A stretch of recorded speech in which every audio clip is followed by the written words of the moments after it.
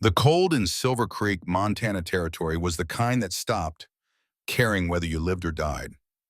It simply existed, patient and absolute, waiting for flesh to surrender.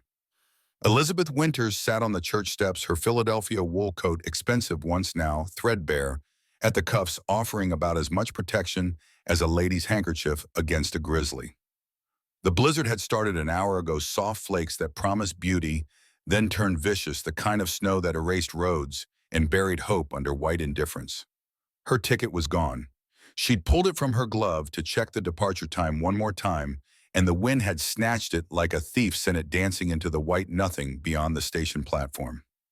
The next train east wouldn't come for 6 days.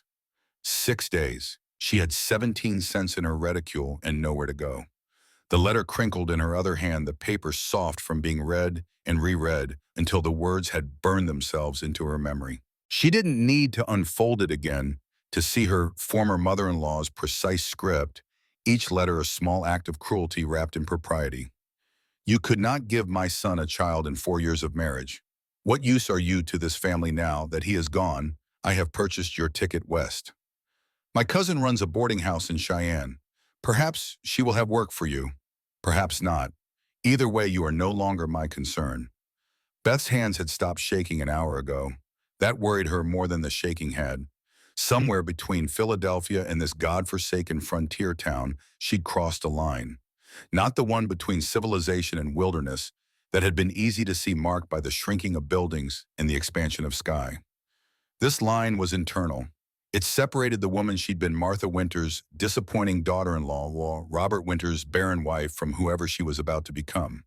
If she survived the next 6 hours, there would be time to figure that out. The church door was locked. She tried it twice, rattling the handle like that would change the fact that Reverend Wright had gone to Bozeman and wouldn't be back, Lord willing. The ticket master had told her that with the apologetic tone of a man who'd delivered bad news before and knew it never landed soft. He'd also mentioned Mrs. Chen's restaurant, 2 rooms above it, but Mrs. Chen didn't take lodgers this time of year. Said winter made people desperate, and desperate people was stole. Beth looked down at her carpet bag. Everything she owned fit inside it. A change of clothes, her mother's silver brush, 3 letters from Robert, written during his first illness, and the photograph of them on their wedding day. She'd been 23, then convinced that love and a Philadelphia townhouse were enough to build a life on. 4 years later, Robert was dead from consumption. His mother had cast her out, and Beth was learning that survival required more than refined manners and the ability to play Chopin on the piano.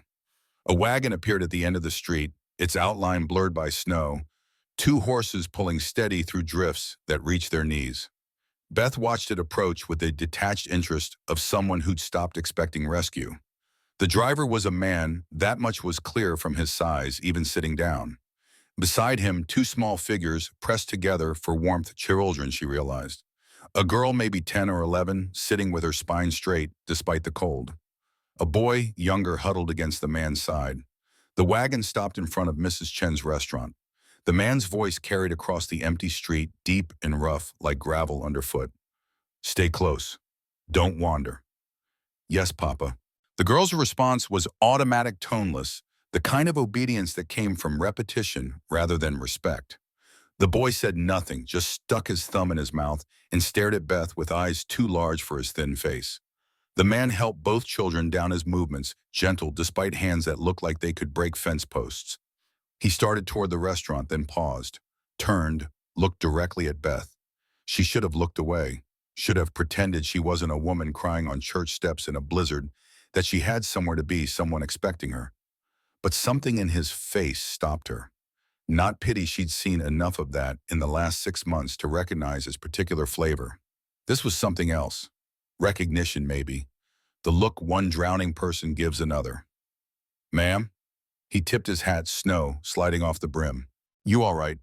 The question was so unexpected, so genuinely concerned, despite being asked by a complete stranger, that Beth almost started crying again.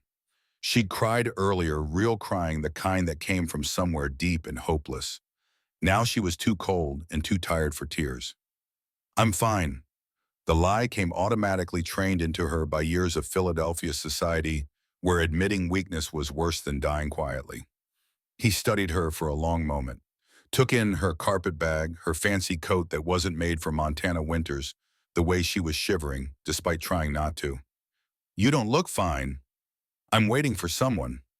Another lie, but what was she supposed to say? Wait, I'm nobody with nowhere to go, cast out because my womb failed to produce an heir, and I'm 17 cents away from freezing to death in a town whose name I'll probably never remember.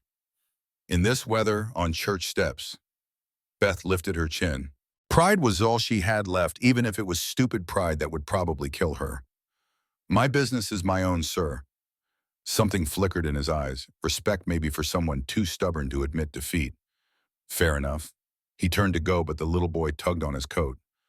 Papa, she's cold. Lucas, don't. She's crying, Papa, like when Mama. Lucas. The man's voice went sharp, not angry but firm enough to cut through whatever the child was about to say. Inside, now. The girl grabbed her brother's hand and pulled him toward the restaurant, shooting Beth a look that was pure suspicion. But the man lingered. Look, ma'am, I don't know your situation and I won't pry, but if you need help, I don't need charity. Wasn't offering charity, was offering common decency. There's a difference. Beth's hands clenched around her carpet bag. Pride wanted her to refuse to insist she was fine to preserve some shred of dignity.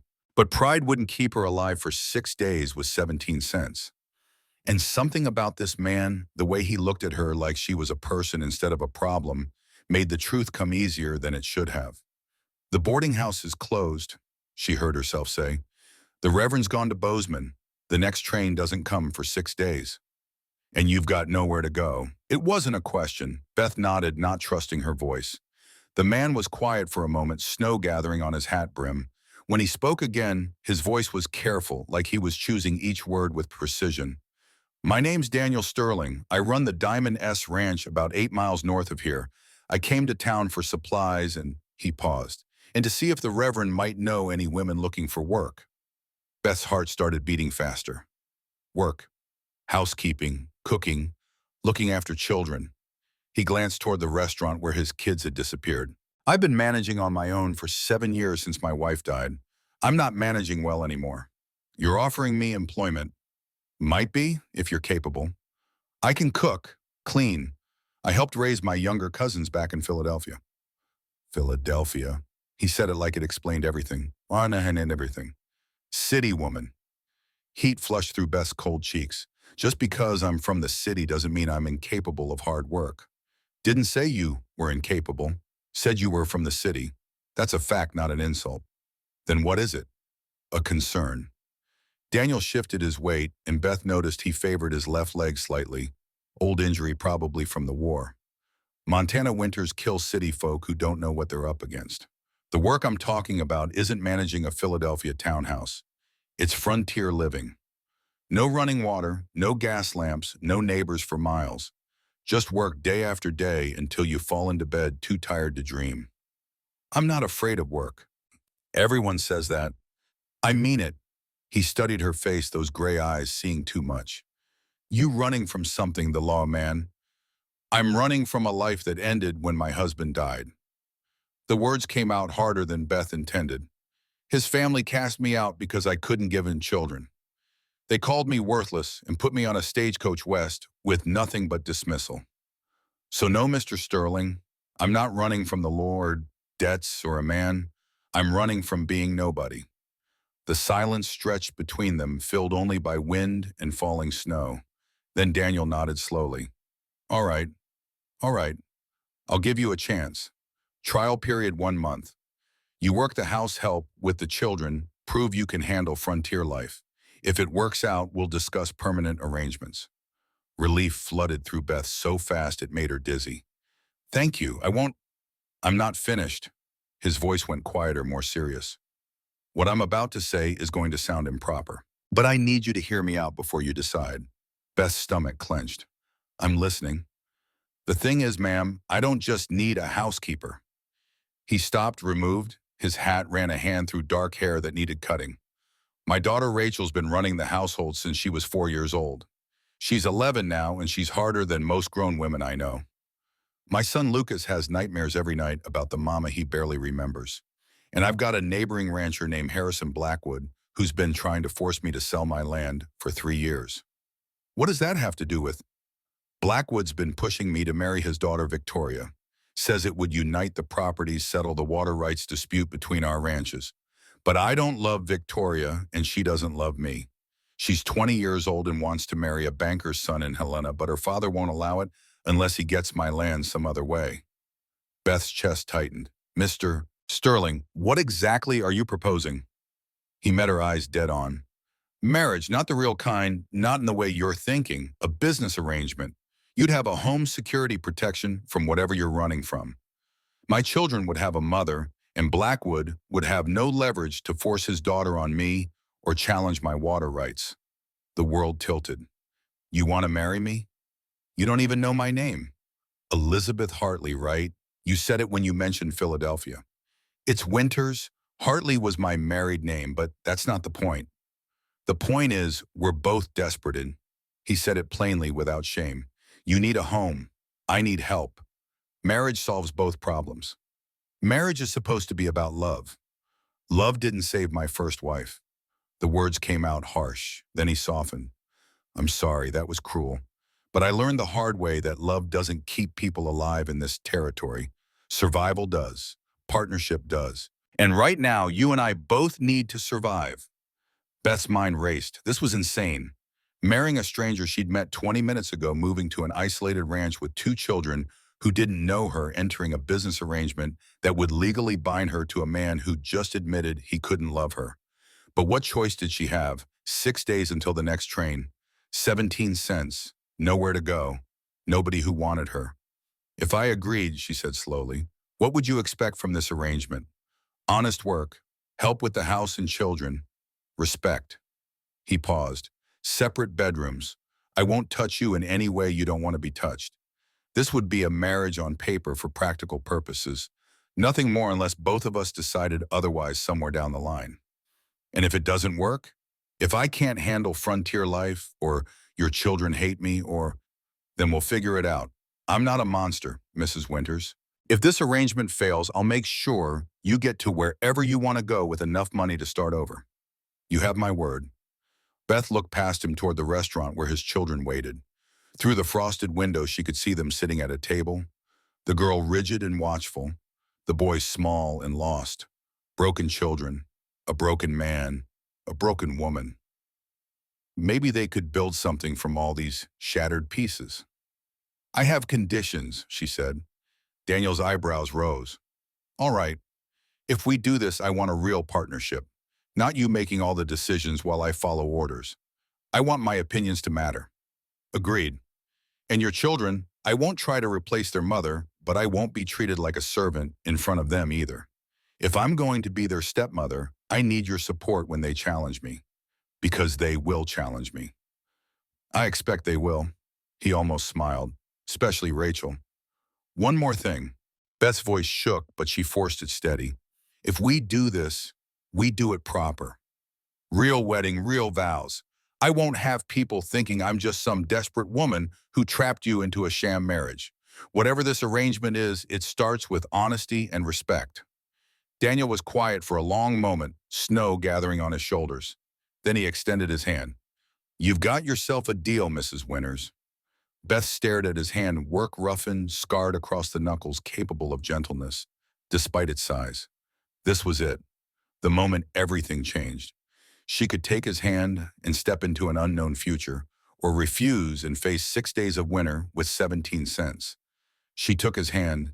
His grip was warm and firm and somehow made the cold less terrifying. We'll need to find Reverend Wright, Daniel said. He's in Bozeman, but I know where he's staying. We can ride there, get it married, and be back to the ranch by dark if we leave within the hour. Within the hour! Beth's voice pitched higher. I just agreed to this 5 seconds ago. You want time to think about it? No, yes, I don't know. She pressed her free hand to her stomach, trying to calm the panic rising there. This is a tween. Probably, Daniel released her hand. But insane doesn't mean wrong. Sometimes the craziest choice is the only one that makes sense. Before Beth could respond, the restaurant door banged open and both children emerged. The girl marched straight up to her father, her face set in furious lines. Papa! Her voice was tight, controlled in the way children learned when they'd spent too long being adults. Lucas says you're talking to that lady about her being our new mama. Tell him he's wrong. Tell him you wouldn't do something that stupid. Daniel crouched down to his daughter's level. Rachel. No. The girl's voice cracked. You promised. You promised nobody would replace Mama. You promised. And nobody will replace her. Your mama was special, and she'll always be your mama. But Rachel, we need help. You know we do. You've been working yourself to exhaustion trying to run that house. I can handle it. You're 11 years old, baby girl. You shouldn't have to handle it. Rachel's eyes filled with tears she refused to let fall. She'll leave, just like Mama left. Everyone leaves. Your mama didn't leave. She died. There's a difference. It feels the same. The boy Lucas had been standing behind his sister. Now he stepped forward, his thumb in his mouth, again his eyes locked on Beth. Are you going to be our mama? He asked. Beth's throat closed. What was she supposed to say to this child? How could she promise anything when she didn't know if she'd survive a month in Montana? I'm going to try, she said finally, if you'll let me. Will you read to us? Mama used to read to us before she... His voice got small. Before. Yes, I'll read to you. Will you make breakfast? Papa burns everything. Despite everything, Beth almost smiled. I'll make breakfast. Will you stay? The question came out as a whisper. Will you promise not to leave like Mama did? Beth looked at Daniel, saw the pain in his eyes, the fear. Then she looked back at Lucas and spoke the only truth she had. I can't promise I won't die, sweetheart. Nobody can promise that. But I can promise I won't choose to leave. I'll stay as long as I'm wanted and needed. That's the best promise I can make. Lucas studied her with eyes too old for his face. Then slowly he nodded. Rachel, however, wasn't satisfied. Papa, this is crazy. You don't even know her. I know enough. You knew Mama for 6 months before you married her. And look how that... Rachel stopped, horror crossing her face. I'm sorry, I didn't mean... It's all right, Ray. Daniel stood his hand on his daughter's shoulder. You're scared, I understand, but I need you to trust me. Can you do that? Rachel looked at Beth with pure fury. If you hurt my papa or my brother, I'll make you sorry. I don't care if you're a grown woman and I'm just a kid. I'll find a way. Rachel Marie Sterling. It's all right, Beth interrupted. She crouched down to Rachel's level, making herself vulnerable. You're protecting your family. That's brave. And you're right not to trust me yet. I haven't earned it, but I will. I promise you, Rachel, I will earn your trust. Promises don't mean nothing. Then I'll show you with actions instead of words. The girl stared at her, looking for weakness, for lies, for anything that confirmed her worst fears. Beth stared back, refusing to look away. Finally, Rachel turned to her father. I still think this is stupid. Noted. And I'm not calling her Mama. Nobody's asking you to. And if she tries to change anything about how we do things, then we'll talk about it as a family, all of us together. Daniel looked at Beth. That acceptable to you, more than acceptable. All right then. He straightened his hat. Mrs. Winters, if you're still willing, we've got a reverend to find and a wedding to get to before this blizzard gets worse. Beth picked up her carpet bag and looked at the 3 faces watching her. Daniel with his storm gray eyes and old war wounds. Rachel with her fierce protectiveness and buried grief. Lucas with his desperate hope and thumb-sucking fear. Her new family. God help them all. I'm willing, she said. And just like that, Elizabeth Winters stepped off the church steps and into a future she couldn't have imagined that morning. The ride to Bozeman took 3 hours through snow that tried its best to kill them. Beth sat in the back of the wagon wrapped in a blanket Daniel had given her, watching Montana Territory roll past in shades of white and gray. The landscape was beautiful in a hostile way, like looking at a wolf. You could admire it, but you never forgot it could destroy you. Rachel sat up front with her father, spine straight, refusing to acknowledge Beth's existence. Lucas sat beside Beth, his small body pressed against hers for warmth. You're really going to marry Papa? He asked quietly. Yes. How come Beth thought of boss to that? Because I have nowhere else to go. Because your father offered me survival when I had none. Because sometimes desperation looks like destiny. Because he asked, Beth said instead. And because I think we might be able to help each other. Rachel says you're just using Papa for his money. I don't want your father's money, Lucas. I want a home. There's a difference, Barbertinus. What's the difference? Money is something you take and leave. A home is something you build and stay for. Lucas considered this, then nodded. Okay. They found Reverend Wright at a boarding house in Bozeman, warming himself by a fire and looking surprised to see Daniel Sterling standing in his parlor with a strange woman and two children. Daniel, what brings you out in this weather? Need you to perform a wedding, Reverend? Wright's bushy eyebrows climbed toward his hairline. A wedding today in a blizzard, if you're willing. And the bride is Elizabeth Winters, sir. Beth stepped forward, trying to look like a woman who made rational decisions instead of desperate ones. Recently widowed. From Philadelphia. Philadelphia. The Reverend looked between them, clearly trying to piece together how a Philadelphia widow ended up in Montana, about to marry a rancher she'd presumably just met. This seems rather sudden. It is, Daniel admitted. But we're both of sound mind and acting of our own free will. That's sufficient, isn't it? I'd like to speak with Mrs. Winters privately first, if you don't mind. Marked in the Reverend's small office, surrounded by books in the smell of old paper, Wright studied Beth with kind but sharp eyes. Are you being coerced, Mrs. Winters? No, Are you aware this marriage will be legally binding? Yes. And you understand you'll be living on an isolated ranch, caring for two children who aren't yours, partnered with a man you don't know. Beth met his eyes. I understand all of it, Reverend, and I'm still choosing this. Why? Because the alternative is worse, Beth said quietly. I have no family, no money, nowhere to go. Mr. Sterling is offering me a chance to be useful again, to matter to someone. That might not be romantic, but it's honest. Wright was quiet for a moment. And what about love-child marriage should be built on more than utility? I had love, Reverend. I married my husband because I loved him and thought we'd have a lifetime together. Then he got sick and died, and his family threw me away like I was nothing. Love didn't protect me. It didn't save me. Her voice hardened. Maybe practical arrangements are more honest than romantic ones. That's a bitter philosophy for one so young. Maybe, but it's the one I'm living with. The Reverend sighed, then nodded. All right, Mrs. Winters. If this is truly your choice, I'll perform the ceremony. But I want you to remember something. What? Marriage vows are sacred whether spoken from love or necessity. Once you make this commitment, you'll be bound to Daniel and those children in the eyes of God. That's not something to take lightly. I'm not taking it lightly, Reverend. I'm taking it seriously. Maybe that's better. The ceremony was brief and businesslike, performed in the Reverend's parlor, with only the children as witnesses. Rachel stood rigid and disapproving. Lucas watched with wide, confused eyes, and Beth barely heard the words through the roaring in her ears. When Wright asked if she took Daniel to be her husband, her voice shook. I do. Daniel's voice was steady and sure when he made his vows. If he had doubts, they didn't show. You may kiss the bride, Wright said. Daniel leaned down. God, he was tall and pressed a brief, chaste kiss to Beth's lips. It was over in a second, but it was enough to make it real. She was married again. To a stranger. In Montana. In a blizzard.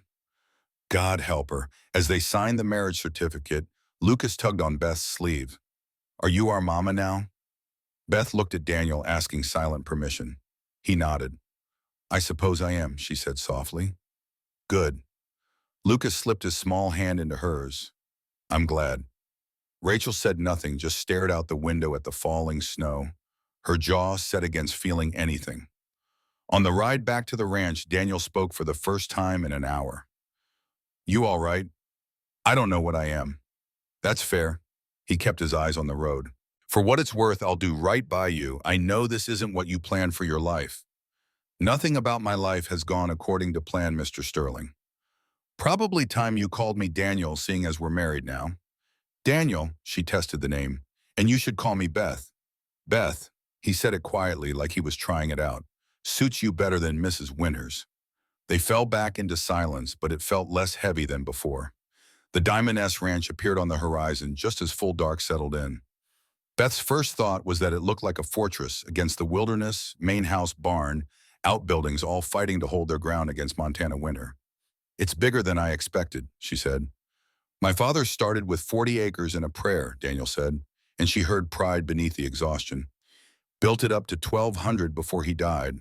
I've been trying to maintain it, but he trailed off. But it's hard to run a ranch and raise children alone. Yeah.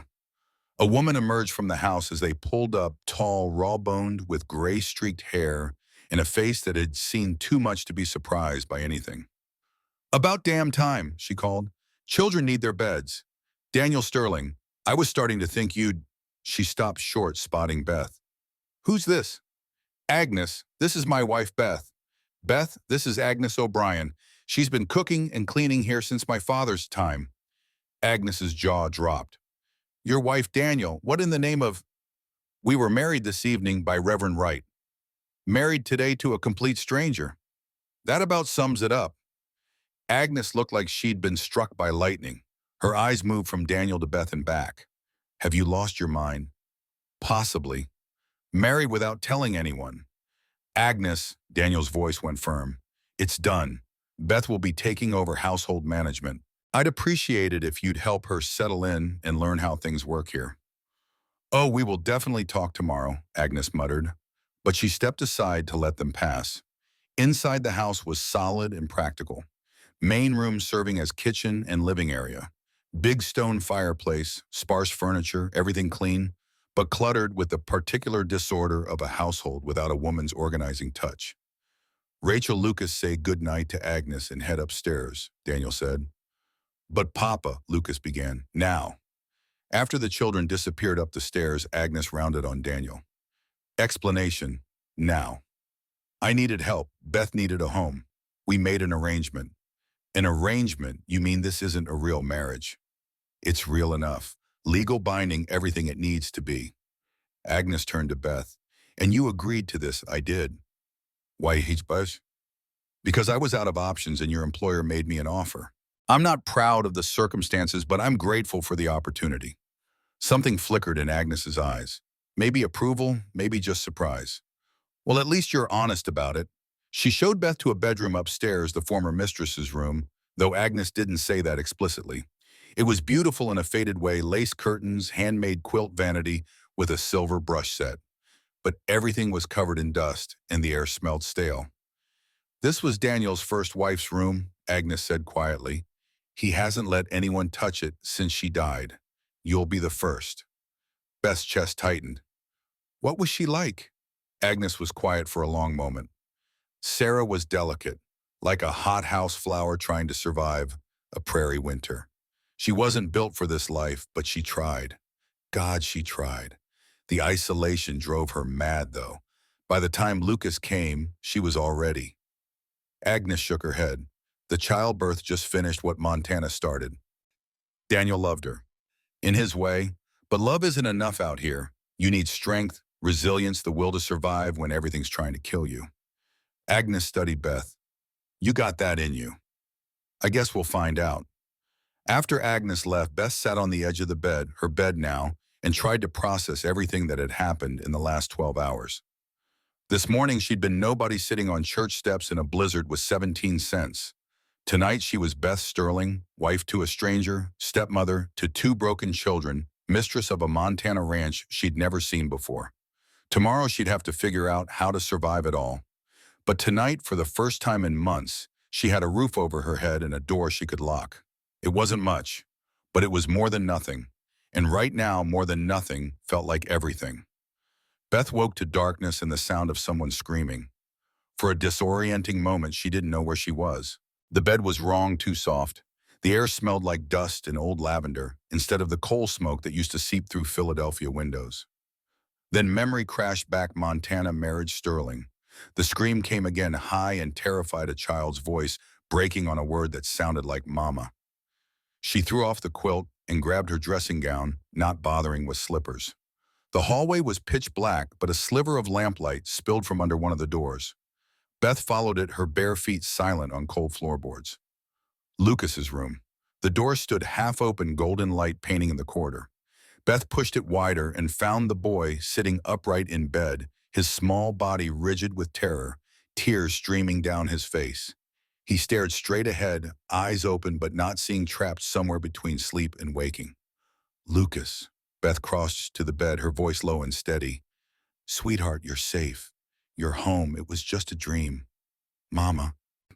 The word came out broken, desperate. Mama was drowning and I couldn't reach her. I tried, but she kept going under. And Papa said, his voice hitched. Papa said it was my fault. He said I killed her. Beth's heart cracked. She sat on the edge of the bed and pulled him against her, feeling his heart hammer through his thin nightshirt. No, that's not true. Your mama's death wasn't your fault. Do you hear me? It wasn't your fault. But she died having me. Rachel says so. Rachel says if I hadn't been born, Mama would still be alive. Beth's arms tightened around him. Over his head, she saw Rachel standing in the doorway, her face white with shock and guilt.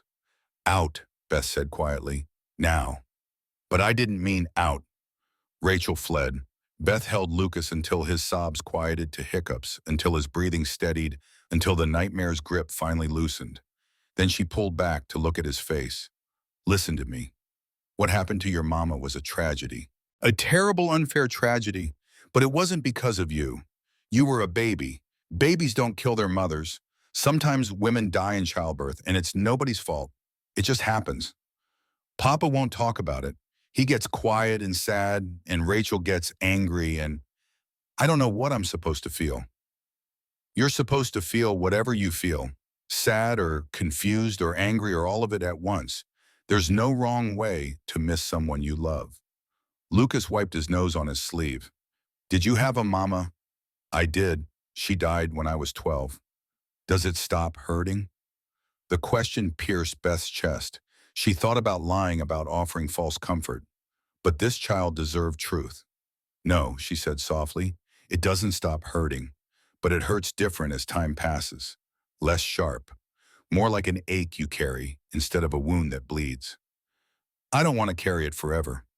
I know, sweetheart, but sometimes we don't get to choose what we carry. We just get to choose how we carry it. Lucas leaned against her, exhausted from crying. Will you stay until I fall asleep? Of course. She sat with him, stroking his hair the way her own mother used to do until his breathing deepened into sleep. Then she tucked the blankets around him and went to find Rachel. The girl's room was dark, but Beth could see her outline sitting by the window, staring out at the snow-covered land that stretched endlessly under a half-moon. I know you're angry, Beth said from the doorway, and I know you don't want me here, but we need to talk about what you said to your brother. I didn't mean for him to hear it.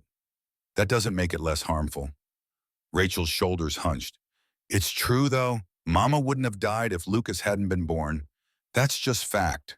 Beth crossed to the window and sat down, giving Rachel space but staying close enough to matter. Your mama died from complications during childbirth. That's not the same as our brother's killing her. One is a medical tragedy, the other is murder. Do you understand the difference? I understand Mama's gone and he's here. And you blame him for that. Somebody has to be blamed. Why? The question seemed to catch Rachel off guard, because bad things don't just happen. Someone has to be responsible. Sometimes bad things do just happen. Sometimes there's no villain, no one to blame. There's just loss and grief and the impossible work of surviving it. Rachel turned to look at her for the first time. In the moonlight, her young face looked ancient with pain. You don't know what it's like. You just got here. You don't know anything about us. You're right, I don't know what it's like to lose my mother when I'm 4 years old. I don't know what it's like to spend 7 years being the woman of the house before you're old enough to understand what that means. I don't know what it's like to watch your father marry a stranger out of desperation. Beth paused. But I do know what it's like to be blamed for things that aren't my fault. And I know what it's like to carry anger that has nowhere to go. What do you mean? My mother-in-law blamed me for not giving her son children. She said I was worthless without them. She said God was punishing me for some sin I must have committed. And for a long time I believed her. I thought maybe she was right. Maybe I was defective. Maybe I deserved to be cast out. Did you? Rachel's voice was barely audible. No, and neither does Lucas deserve to be blamed for your mother's death. He's a little boy who lost his mama before he could even know her. That's punishment enough. Silence stretched between them. Outside, wind howled through the eaves, making the house creak and settle. "I'm scared," Rachel finally whispered. "I'm scared you'll leave like Mama did. I'm scared Papa will die too. I'm scared Lucas will figure out I'm a terrible person and hate me. I'm scared all the time and I don't know how to stop." Beth's throat tightened. "Come here. I don't need... Come here anyway." Slowly, reluctantly, Rachel crossed the room. Beth pulled her into a hug, and the girl's rigid spine finally collapsed. She cried against Beth's shoulder, 7 years of tears she'd been holding back. 7 years of being strong when she should have been allowed to be a child. "I've got you," Beth murmured. "I've got you, and I'm not letting go." When Rachel's tears finally subsided, she pulled back and wiped her face roughly. "I'm still not calling you Mama. I didn't ask you to. And I still think Papa made a mistake marrying you. That's fair, but maybe you're not completely terrible." Despite everything, Beth smiled. "I'll take it." The next morning came too early. Beth woke to pale dawn light and the smell of something burning. She threw on her dressing gown and hurried downstairs to find Agnes at the stove cursing in what sounded like Gaelic while smoke poured from a skillet. "Let me." Beth took the pan and dumped its charred contents into the slop bucket. "What were you trying to make?" "Breakfast. But Daniel likes his eggs a certain way and the bacon has to be crisp but not burned. And I swear that man has more opinions about food than the good Lord has about sin." Beth almost laughed. "Where is Daniel?" "Out with the hands. Been up since before dawn checking the cattle. Winter's hard on them and we lost 3 head last week to the cold. And the children. Still sleeping if they've got any sense." Agnes handed Beth a bowl of eggs. "You really know how to cook, or was that just talk yesterday?" "I can cook. My mother taught me, and I ran my husband's household for 4 years. Philadelphia household isn't the same as frontier cooking." "Then teach me the difference." Something shifted in Agnes's expression, surprise, maybe approval. "All right, first lesson, everything takes longer out here. Water has to be hauled from the well. Fire has to be built and maintained. We don't have fancy gas stoves or servants to do the work. You'll be on your feet from dawn till dark." For the next 2 hours, Agnes taught Beth the rhythms of frontier cooking. How to manage the wood stove's temperamental heat, how to stretch ingredients to feed a household of ranch hands, how to make biscuits that would stick to a working man's ribs. Beth's hands cramped and her back ached, but she refused to complain.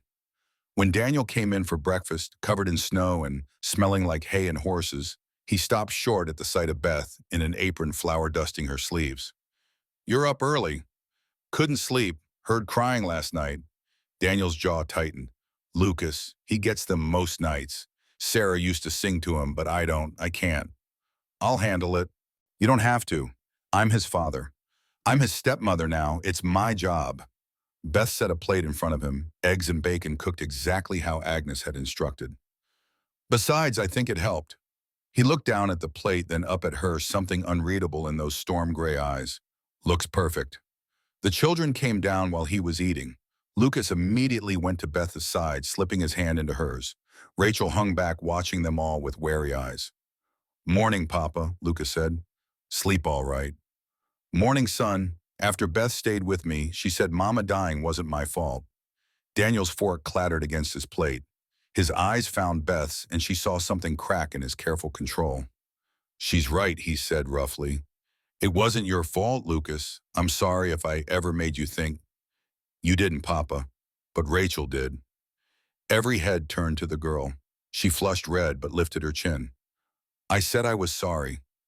"To me," Lucas challenged, "not to everyone. I'm saying it now. I'm sorry. I was wrong. Mama dying wasn't your fault."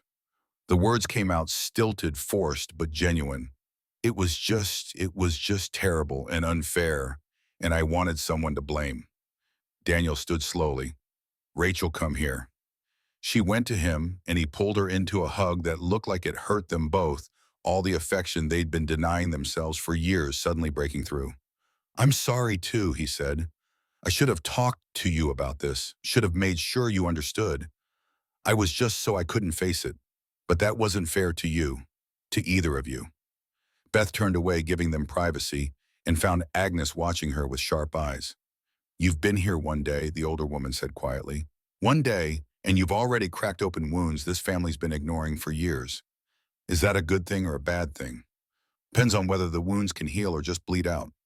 The morning passed in a blur of work. Agnes showed Beth the house's routines, laundry hauled and heated and scrubbed by hand floors that needed constant sweeping against tracked snow lamps that needed filling, fires that needed tending. By midday, Beth's arms ached and her hands were raw, but she kept moving. Rachel appeared in the kitchen while Beth was kneading bread dough. Agnes says I'm supposed to help you. Do you want to help me or are you just following orders? The girl considered this. Both, I guess. Fair enough, you can start by peeling those potatoes. They worked in silence for a while, the only sounds the thunk of Rachel's knife and the rhythmic slap of dough against the wooden board. You really sat with Lucas all night? Rachel finally asked. Until he fell asleep, maybe an hour. He hasn't let anyone comfort him since Mama died. Papa tries, but Lucas just freezes up. I try, but he knows I blame him. She paused. Blamed him. He's a little boy who needed his mother and got me instead.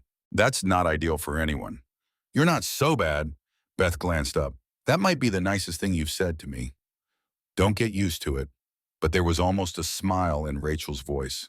That afternoon, a rider came up to the house. Beth saw him through the kitchen window, a well-dressed man on a fine horse, followed by two other men who looked like hired muscle. Agnes cursed when she saw them. That's Harrison Blackwood, and he's brought company. Should I get Daniel? He's out on the North Range. Won't be back for hours. Agnes wiped her hands on her apron. I'll handle this. But Beth followed her outside anyway. Blackwood dismounted with the ease of a man who'd spent his life on horseback. He was perhaps 50, handsome in a cold way, with silver threading through his dark hair and eyes like winter ice. Mrs. O'Brien, he said, tipping his hat. Where's Sterling? Working his ranch, Mr. Blackwood, as you should be doing on yours. I heard an interesting rumor in town yesterday. His gaze slid past Agnes to Beth. Something about Daniel getting married to a stranger on the same day they met. What of it? I'd like to meet this mysterious bride, make sure she's real and not some convenient fiction. Beth stepped forward before Agnes could respond. I'm Elizabeth Sterling, Daniel's wife, and I assure you I'm quite real. Blackwood's eyes traveled over her with insulting thoroughness. Philadelphia from your accent. How did a city woman end up married to a Montana rancher? That's between my husband and me. Is it though, because it seems awfully convenient? He smiled and it didn't reach his eyes. I've been trying to unite our properties through marriage for 3 years. My daughter Victoria is a lovely girl, well suited to frontier life. But Daniel kept refusing, said he wasn't ready. Then suddenly he marries a complete stranger. Blackwood's voice went cold. Forgive me for being suspicious. My marriage to Daniel is legal and binding. If you doubt that, feel free to ask Reverend Wright. He performed the ceremony. Oh, I don't doubt you have a marriage certificate. I doubt you have a real marriage. I think this is a scheme to avoid my very reasonable offer. And I think when people start asking questions, and they will ask questions, your hasty arrangement won't hold up to scrutiny. Beth's hands clenched in her skirts. Are you threatening me, Mr. Blackwood? I'm stating facts, Mrs. Sterling. If that feels like a threat, perhaps you should examine why. One of Blackwood's men leaned down and whispered something in his ear. Blackwood's smile widened. I hear you have no children from your previous marriage. 4 years, wasn't it? That's a long time to prove barren. One might wonder if Daniel knows what he's gotten himself into. Heat flooded Beth's face, part shame, part rage. My ability to bear children is none of your concern. It is when it affects property rights. You see, if this marriage is just a legal maneuver and not a genuine union, it can be challenged, annulled. And then Daniel will be right back where he started, facing my very reasonable offer. Reasonable, Agnes spat. You've been harassing him for 3 years, trying to force your daughter on him. My daughter is 20 years old and deserves a good match. Daniel Sterling, with his land and water rights, would have been perfect. But if he's chosen to marry this desperate widow instead, Blackwood shrugged. I suppose we'll see how long this arrangement lasts. He remounted his horse, his men following suit. Give Daniel my regards, Mrs. Sterling. Tell him I'll be watching his new marriage with great interest. And if I find any evidence it's fraudulent, I'll make sure the territorial authorities know about it. They rode off, leaving Beth shaking with anger and something darker fear. Don't let him rattle you, Agnes said. Blackwood's been making threats for years. He's all bark. He knows about my first marriage, about the children I couldn't have, how small territory, people talk. Agnes put a hand on Beth's shoulder, but that doesn't make what he said true. You're Daniel's wife now, legal and proper. Blackwood can't change that. He can try to prove it's not genuine. Then we'll prove him wrong. But as Beth went back inside, Blackwood's words echoed in her mind. Barren, fraudulent, desperate. All the things she tried to escape by coming west, now following her into this new life. Daniel came home just before dark, covered in snow and exhausted.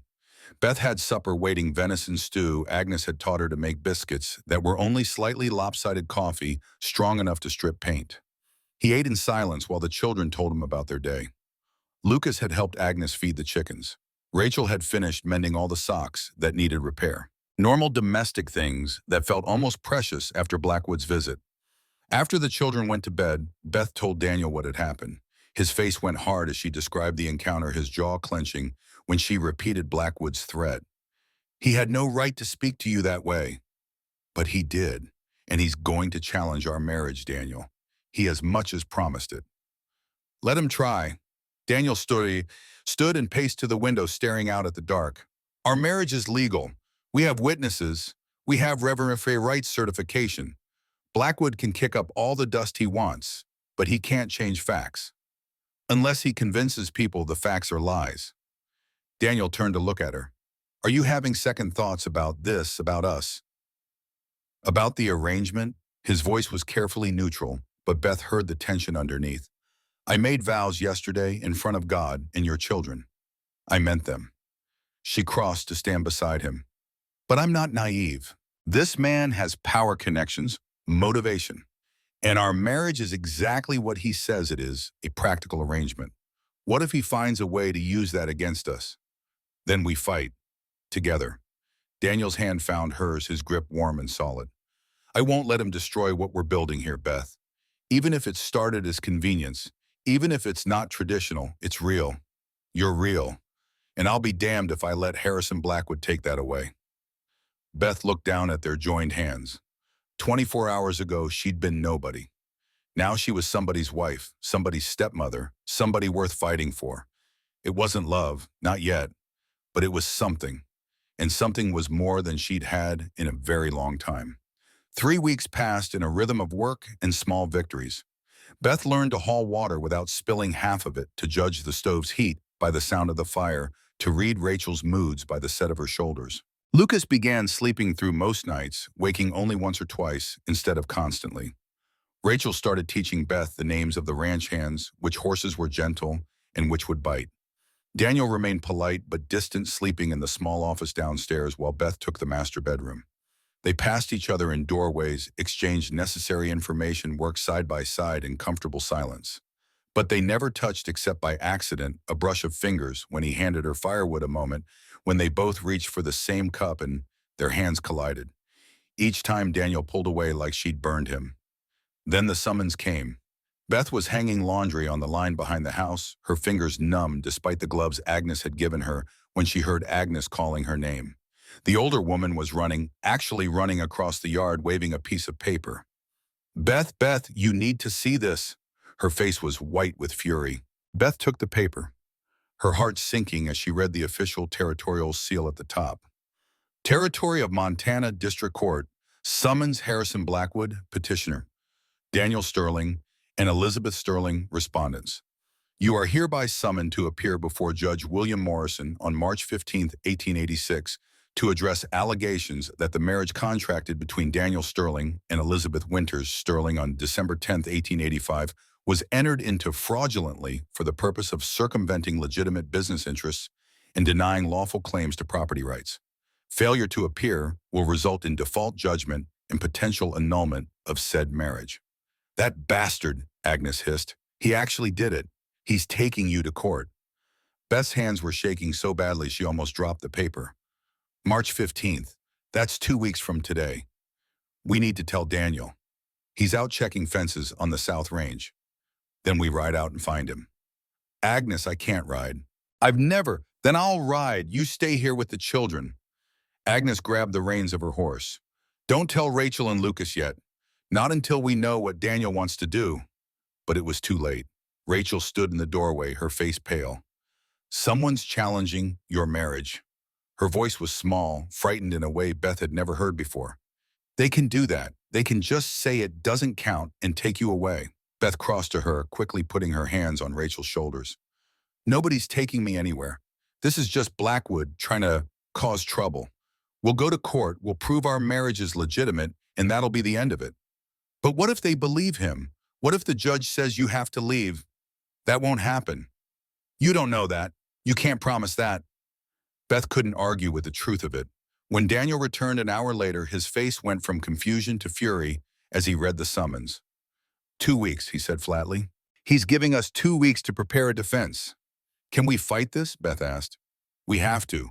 If Judge Morrison rules our marriage is fraudulent, I'll lose my water rights protections. Blackwood will have legal grounds to challenge my property claims. And you, he stopped. And I'll be nobody again, with nowhere to go. Daniel's eyes met hers.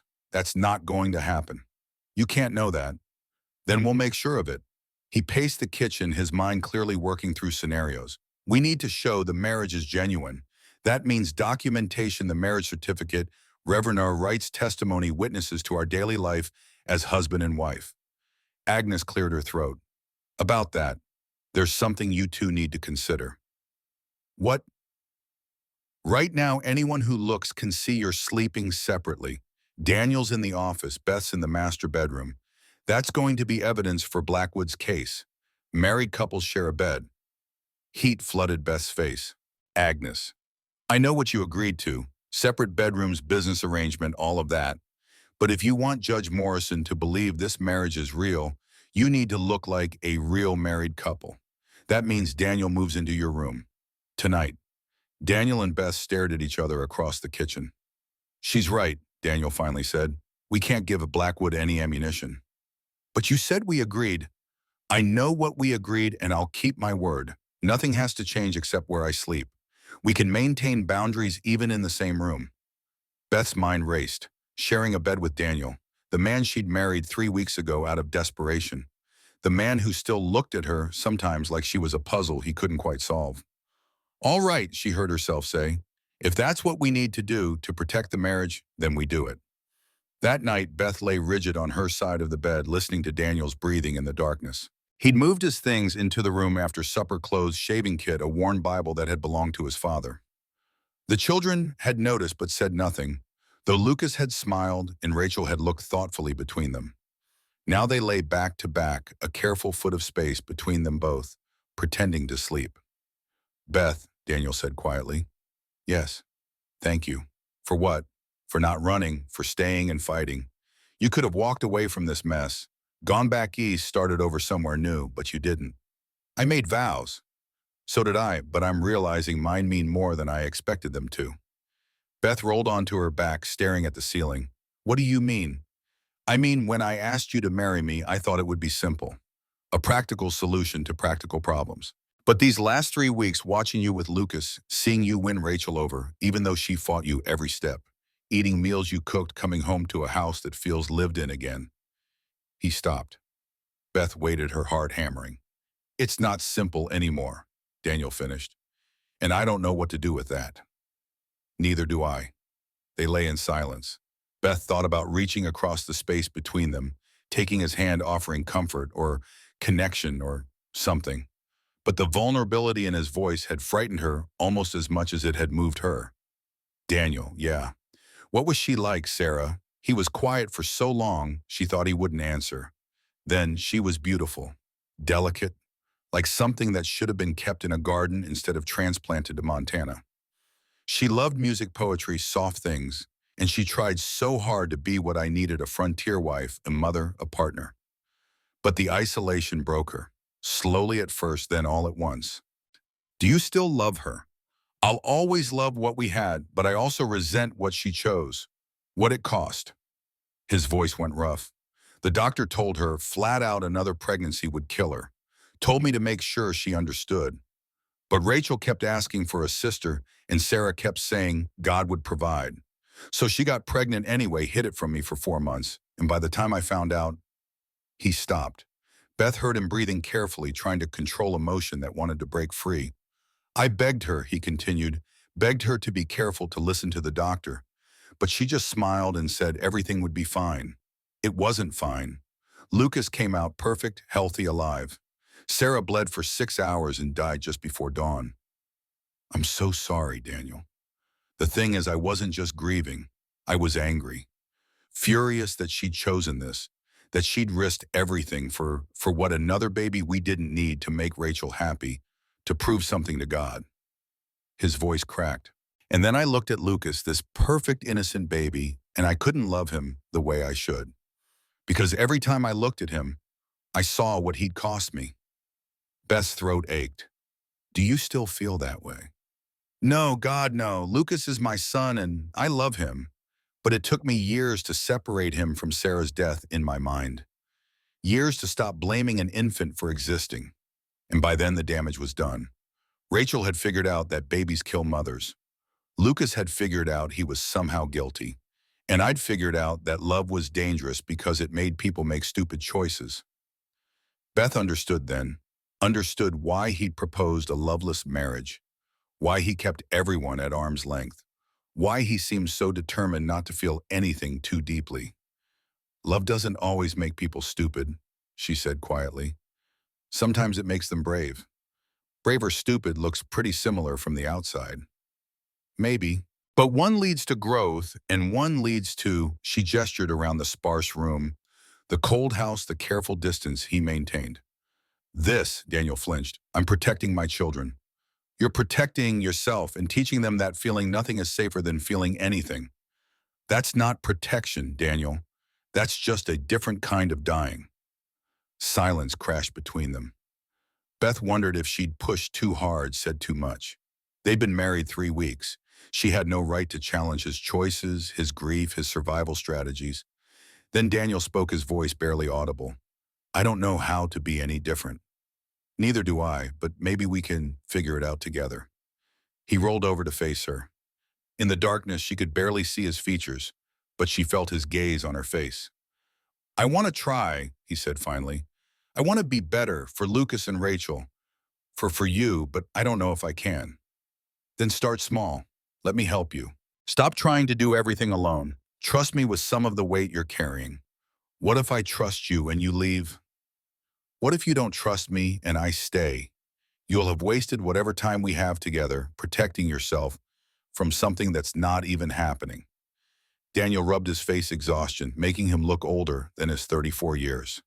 This isn't what I thought marriage would be like. Mine either, but maybe that's not a bad thing. Maybe we can build something better than what we expected. Maybe. He reached across the space between them and took her hand. His palm was calloused from ranch work, warm against her cold fingers. Good night, Beth. Good night, Daniel. She fell asleep, still holding his hand. And when she woke in the gray pre-dawn light, she found herself curved against his side, his arm around her waist, both of them seeking warmth and comfort in their sleep, even when their waking minds wouldn't allow it. Daniel woke a moment later, seeming disoriented to find her so close, but he didn't pull away immediately. For a heartbeat, maybe two, they stayed like that, tangled together, breathing each other's air. Then reality reasserted itself and they separated carefully, neither acknowledging what had happened. But something had shifted. Some invisible wall had developed a crack. The next 2 weeks passed in a blur of preparation.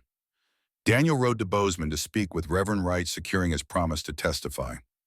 Agnes compiled records of household management, proving Beth's integration into ranch life. Rachel and Lucas wrote letters unprompted, describing their new stepmother. And Beth and Daniel continued sharing a bed, continued waking, tangled together, continued pretending it didn't mean anything. The night before the hearing, Beth couldn't sleep. She lay staring at the ceiling, her mind cycling through worst-case scenarios. If they lost, if Judge Morrison ruled the marriage fraudulent, if she had to leave, "You're thinking too loud," Daniel murmured. "I can hear your brain working from here." "I can't help it. What if we're not convincing enough? What if Blackwood has evidence we don't know about? What if, then we'll handle it. We'll fight back. We'll find another way. What if there isn't another way? Daniel rolled onto his side to face her. Beth, listen to me. Tomorrow we're going to walk into that courtroom and we're going to tell the truth. We're going to tell them exactly how this marriage started and exactly what it's become. And if that's not enough for them, if they still want to tear us apart, then we'll know we did everything we could. I'm scared. So am I. You're the one who faces down blizzards and hostile ranchers, and I'm terrified. His hand found hers under a blanket. Terrified of losing what we built. Terrified that I'm starting to care too much. Terrified that if they take you away, it'll break something in me I don't know how to fix. Beth's breath caught. Daniel, I know this wasn't supposed to happen. We agreed it would stay practical, stay simple. But somewhere between watching you gentle Lucas through his nightmares and seeing you stand up to Blackwood without flinching and listening to you tell me I'm dying slowly by refusing to feel somewhere in there, this stopped being an arrangement. What is it now? I don't know, but it's real and I'm not ready to lose it. Beth rolled toward him, closing the distance between them.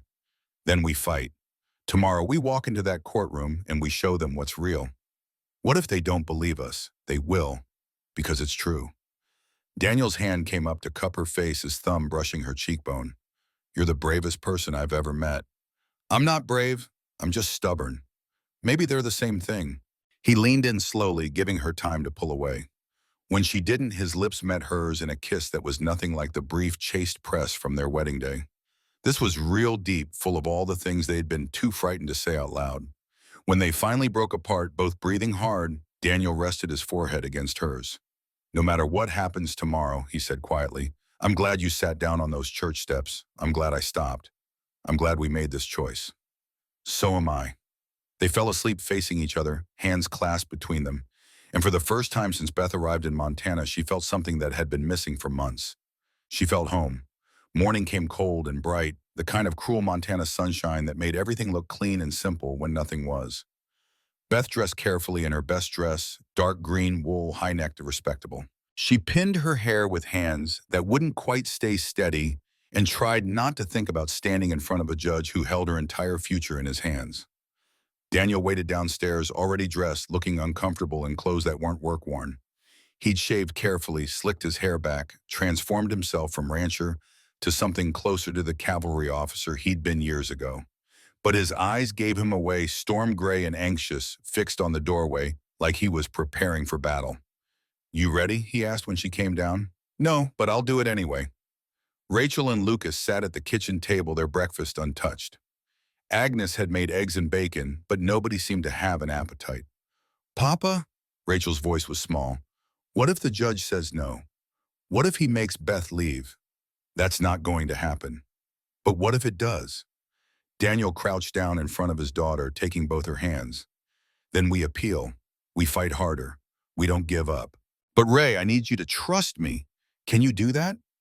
Rachel nodded, but her eyes were wet. Lucas climbed down from his chair and threw his arms around Beth's waist. You promised you'd stay. I promised I wouldn't choose to leave, Beth corrected gently. And I won't. But sweetheart, sometimes things happen that we can't control. That's not fair. No, it's not. Agnes handed them each a cup of coffee for the road.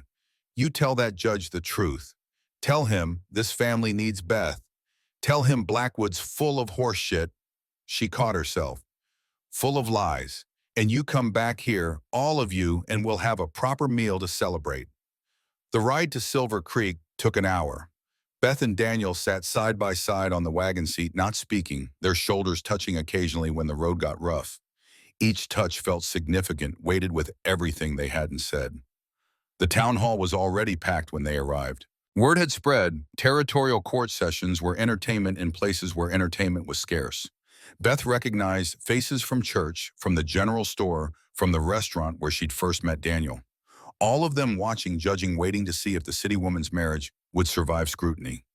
Harrison Blackwood stood near the front with his lawyers looking confident and prosperous. His daughter Victoria sat behind him, her face miserable, her eyes downcast. When she saw Beth, something flickered across her features, guilt, maybe, or Sympathy. Judge William Morrison sat behind a makeshift bench, an imposing man in his 60s with steel gray hair and eyes that missed nothing. He'd traveled from Helena specifically for this hearing, and he looked like a man who didn't appreciate having his time wasted. All rise, someone announced. The Territorial Court of Montana is now in session, the Honorable Judge William Morrison presiding. Morrison banged his gavel. Be seated. We're here to examine the petition filed by Harrison Blackwood challenging the legitimacy of the marriage contracted between Daniel Sterling and Elizabeth Winters Sterling on December 10th of last year. Mr. Blackwood, you may present your case. Blackwood stood, his voice smooth and reasonable. Thank you, Your Honor. My concerns are simple. Daniel Sterling and this woman met on the same day they married. She was destitute, stranded in our town with no money and nowhere to go. He happened to need household help. They concocted a marriage of convenience to serve their mutual interests. She gets security, he gets free labor, and an excuse to refuse my legitimate business proposal regarding a marriage between my daughter and Mr. Sterling, which would have benefitably united our properties. He paused for effect. This is fraud, pure and simple. It makes a mockery of the sacred institution of marriage. I ask that this court declare the union invalid and take appropriate action. Those are serious allegations, Morrison said. Do you have evidence? I do, Your Honor. First, I'd like to call Mrs. Sterling to testify. Beth's stomach clenched. Daniel's hand found hers under the table, squeezed once, then released. She stood and walked to the front, her legs somehow still functioning despite the terror flooding her system. The Bible was produced. She swore to tell the truth. Mrs. Sterling, Blackwood began, his voice deceptively gentle. Is it true that you met your husband on December 10th? Yes. And married him the same day? Yes. And at the time you were homeless and penniless? Beth lifted her chin. I was between situations. Between situations. Blackwood smiled coldly. How delicate. Let me be more direct. You had 17 cents to your name, no place to stay, and no prospects. Isn't that the truth? Yes. And Daniel Sterling offered you security in exchange for housekeeping services. He offered me employment, yes. But it became a marriage proposal. Why? Beth chose her words carefully. Mr. Sterling needed more than a housekeeper. His children needed stability. I needed a home. Marriage solved both problems. How practical. Blackwood's voice dripped with sarcasm. Tell me, Mrs. Sterling, did you love Daniel when you married him? The courtroom went silent. Beth felt every eye on her face. No, she said quietly, I didn't. Murmurs rippled through the crowd. Morrison banged his gavel. Order. And does he love you? You'd have to ask him. I'm asking you, do you believe Daniel Sterling loves you, or did he simply need a solution to his childcare problem? Beth's hands clenched. I believe our marriage started as a practical arrangement, but what it's become since then is real. How convenient that you'd say so now with everything at stake. Blackwood turned to the judge. Your Honor, I submit that this marriage was entered into fraudulently for mutual benefit, not genuine affection or commitment. It should be annulled immediately. I'm not finished with the witness, Morrison said. Mrs. Sterling, I have questions of my own. Beth turned to face the judge. You say the marriage has become real. What does that mean? It means I've built a life with Daniel and his children. I care for them. I'm committed to this family. But you didn't love him when you married him. No, Your Honor, I didn't. But I respect him. I trust him. And I'm learning that maybe that's a better foundation than romance. Interesting philosophy. Morrison studied her. Tell me about your previous marriage. Beth's throat tightened. I was married to Robert Winters for 4 years. He died of consumption 6 months ago. Children? No, Your Honor. Why not? The question hit like a physical blow. Beth heard Blackwood's lawyer shuffle papers preparing to exploit this weakness. I don't know, she said, her voice barely steady. We tried. It didn't happen. My mother-in-law believed I was barren. She made it clear I was worthless to their family without an heir. And that's why you were cast out? Yes. Morrison leaned forward. So you married Daniel knowing you might never give him children. Did you disclose this to him beforehand? No, Your Honor. We didn't discuss it. There wasn't time. There wasn't time. The judge's voice was skeptical. Mrs. Sterling, you married a man you'd known for hours, moved to an isolated ranch, took on two traumatized children, and never once mentioned that you might be unable to bear children. That seems rather significant. Beth's eyes burned, but she refused to cry. I thought it didn't matter. Our arrangement wasn't about children. It was about survival. And now I love those children like they're mine. I love the life we're building. And I love, she stopped, the words catching in her throat. You love what Mrs. Sterling, Beth's eyes found Daniel's across the room. He was staring at her, his face unreadable. I love my husband, she said. I didn't plan to, I didn't expect to. But somewhere between him making breakfast and sitting with his son, through nightmares and watching him work himself to exhaustion, trying to hold everything together, I fell in love with him. The courtroom erupted. Morrison banged his gavel repeatedly. Order, I will have order. When the noise subsided, he fixed Beth with a stern look. That's very touching, Mrs. Sterling. But love declared under oath when your marriage is at stake is not particularly convincing evidence. Then what would convince you, Your Honor? What proof can I offer that what I feel is real? That's what I'm trying to determine. You may step down. Beth returned to her seat, her legs shaking. Daniel's hand found hers again, this time holding tight. Mr. Sterling, Morrison said, your turn. Daniel stood, walked to the front, took the oath. He looked calm, controlled, every inch the former cavalry officer. But Beth saw the tension in his shoulders, the way his jaw was clenched. Mr. Sterling, the judge began, did you love your wife when you married her? No, Your Honor. More murmurs. Morrison waited them out. Why did you marry her? Because I was desperate. Daniel's voice was steady, unflinching. My daughter Rachel was 11 years old and running a household she was too young to manage. My son Lucas had nightmares every night. I was failing them, failing the ranch, failing everything. I needed help, and I didn't know where else to turn. So you proposed marriage to a stranger? Yes. That seems extreme. It was extreme. It was also necessary. Daniel's eyes found Beth's. But Your Honor, what started as desperation became something else. Beth isn't just a housekeeper or a solution to a problem. She's the person who sits with my son when he wakes up screaming. She's the one who broke through my daughter's walls when I couldn't. She's the one who made our house feel like a home again. That's very poetic, Mr. Sterling, but I'm interested in facts. Do you share a bedroom with your wife? Heat climbed Daniel's neck. Yes, Your Honor. As of when? 3 weeks ago? Why the delay?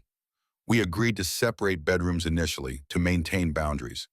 But when Blackwood filed this petition, we realized we needed to appear more like a real married couple. Morrison's voice was sharp. So you moved into the same bedroom for appearances. That rather supports Mr. Blackwood's argument, doesn't it? It started that way, Daniel admitted, but that's not why I stay there now. Why do you stay there now? Because I want to. Because lying next to Beth is the only time I sleep without dreaming about everything I've lost. Because she makes me want to be better than the broken man I was. Because his voice cracked. Because I love her, Your Honor. I didn't plan to. I fought against it. But I do. The courtroom had gone completely silent. Very moving, Morrison said dryly. Mr. Blackwood, do you have anything to add? But before Blackwood could speak, the doors at the back of the hall burst open. Rachel and Lucas stood there, Agnes behind them looking furious and apologetic at once. I told them to stay home, Agnes called out. They wouldn't listen. Papa, Lucas ran down the aisle, his small voice echoing. Papa, you can't let them take Beth away. Morrison banged his gavel. Order, this is highly irregular. Children, you need to. Please, Your Honor. Rachel's voice cut through the chaos, steady despite her obvious fear. Please let us speak. We're Daniel Sterling's children. This affects us too. The judge looked like he wanted to refuse. Then he sighed. Make it quick. Rachel stepped forward, pulling Lucas with her. They stood before the judge, two small figures facing down the weight of adult judgment. My name is Rachel Marie Sterling. I'm 11 years old and Beth is my stepmother. She took a breath, her hands trembling, but her voice strong. When she first came to our house, I hated her. I thought she was trying to replace my mama. I was mean and cruel, and I tried to make her leave. But she stayed anyway. Rachel's voice wavered but held. Beth isn't like my mama. She's stronger. She doesn't give up. She fights. And she's teaching me that it's okay to be happy again, that loving someone new doesn't mean forgetting someone you lost. She's teaching Lucas that he didn't kill our mama. She's teaching Papa that he doesn't have to carry everything alone. Tears streamed down Rachel's face now, but she didn't stop. I spent 7 years thinking nobody could replace Mama, that Papa would stay alone forever, that I'd just keep running the house until I was old enough to leave. But then Beth came and everything changed. And I'm not scared anymore. I'm not angry. I'm just glad she's here. Lucas stepped forward, his thumb halfway to his mouth, before he remembered where he was and lowered his hand. Beth reads to me every night, he said, his small voice barely carrying. She makes breakfast without burning it. She doesn't get mad when I have nightmares. She promised she wouldn't leave, and I believe her. He looked up at the judge with eyes too old for his 7 years. If you take her away, you're breaking her promise, and that's not fair. The courtroom was so silent Beth could hear her own heartbeat. She saw Victoria Blackwood wiping her eyes, saw Reverend Wright nodding slowly, saw Judge Morrison removing his spectacles and cleaning them with deliberate care. Mr. Blackwood, Morrison finally said, do you have any evidence beyond circumstantial timing that this marriage is fraudulent? Blackwood stood, his confidence finally cracking. The circumstances speak for themselves, Your Honor. That's not evidence. That's speculation. Morrison turned to Beth and Daniel. I've presided over hundreds of marriage cases in my career. I've seen unions built on love fail spectacularly and marriages of convenience thrive for decades. What I look for isn't romance, it's commitment. Partnership, the intention to build a genuine life together. He paused, his gaze moving from Beth to Daniel to the children. Based on the testimony I've heard today from you, from your children, from your own admission of how this began, I find this marriage to be legitimate in every legal sense. Relief flooded through Beth so fast she thought her legs might give out. However, Morrison continued, and her heart seized again. I'm placing conditions on this ruling. Conditions, Daniel asked. I'll revisit this case in 6 months.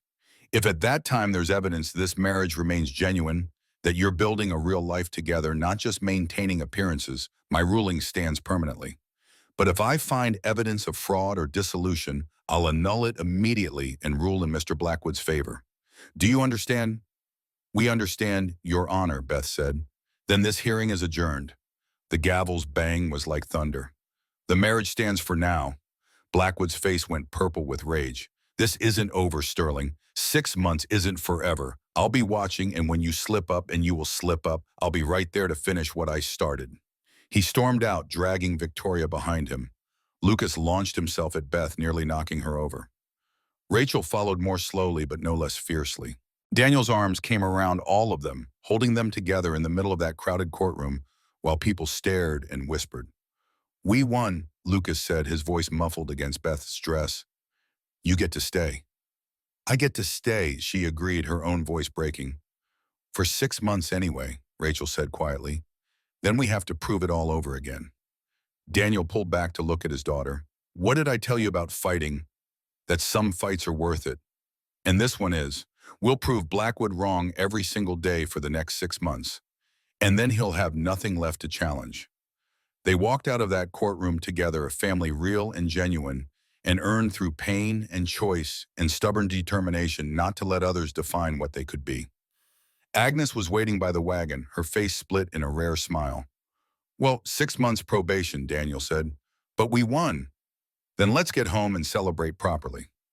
She looked at Rachel and Lucas. Though you two are in trouble for sneaking off like that. Worth it, Rachel said, and Beth saw Daniel struggling not to smile. The ride home felt different than the ride there, lighter somehow despite the conditions Morrison had placed on their victory. Beth sat pressed between Daniel and Rachel Lucas. On Daniel's other side, all of them touching connected a unit. You were amazing in there, Daniel said quietly to Beth. When you told the judge you loved me, I meant it. I know. His hand found hers. That's what made it amazing. You said it too. I meant it too. They looked at each other, and Beth saw everything she'd been too frightened to hope for reflected in his eyes. Not just partnership or convenience or survival. Something deeper, richer, harder won. So what now, she asked. Now we prove to Judge Morrison that we're exactly what we claim to be. A real marriage, a real family. And Blackwood, let him watch. All he'll see is the truth. That night after the children were finally asleep and Agnes had gone home, Beth and Daniel lay facing each other in their shared bed. The urgency of the trial was past, but neither of them moved apart. 6 months, Beth said. 5 months in 29 days now. Are you scared? Terrified, but not of the hearing. Daniel's hand came up to cup her face. I'm terrified that I've forgotten how to do this. How to love someone without holding back. How to be vulnerable without it destroying me. Then we'll figure it out together. Small steps. What kind of steps? Like this one. Beth closed the distance between them and kissed him. Not the desperate, frightened kiss from before the trial, but something slower, deeper, full of promise instead of panic. Daniel's arms came around her, pulling her closer, and for the first time since they'd married, there was no pretense, no arrangement, no careful boundaries. Just two broken people choosing to build something whole. When they finally broke apart, Daniel rested his forehead against hers. I'm glad you sat down on those church steps, he whispered. So am I. They fell asleep tangled together, and Beth dreamed of Philadelphia and Montana and all the impossible distances between who she'd been and who she was becoming. Morning brought work it always did on a frontier ranch, but Beth moved through the day differently now, seeing everything through new eyes. This wasn't just survival anymore. This was her life chosen and fought for and earned. 3 weeks after the trial, Beth woke feeling wrong. Not sick exactly, just off. Her stomach rolled when Agnes started frying bacon. The smell of coffee made her want to gag. She pushed away from the breakfast table and barely made it outside before losing what little she'd managed to eat. Daniel found her leaning against the side of the house, shivering in the April cold. Beth, what's wrong? I don't know. My stomach. She stopped as another wave of nausea hit. Agnes appeared in the doorway, took one look at Beth's face, and started laughing. It ain't funny, Beth said weakly. Oh, honey, when was your last monthly? Beth thought back. With everything that had happened, the wedding, Blackwood's threat, the trial, learning to manage a frontier household, she hadn't been paying attention to such things. When she tried to remember, her stomach dropped for reasons that had nothing to do with nausea. 2 weeks, she said slowly. Maybe 3. Agnes's smile widened. Well, then you might be carrying. Still early to tell for sure, but the signs are there. The words didn't make sense at first. Beth stared at the older woman, trying to process what she was hearing.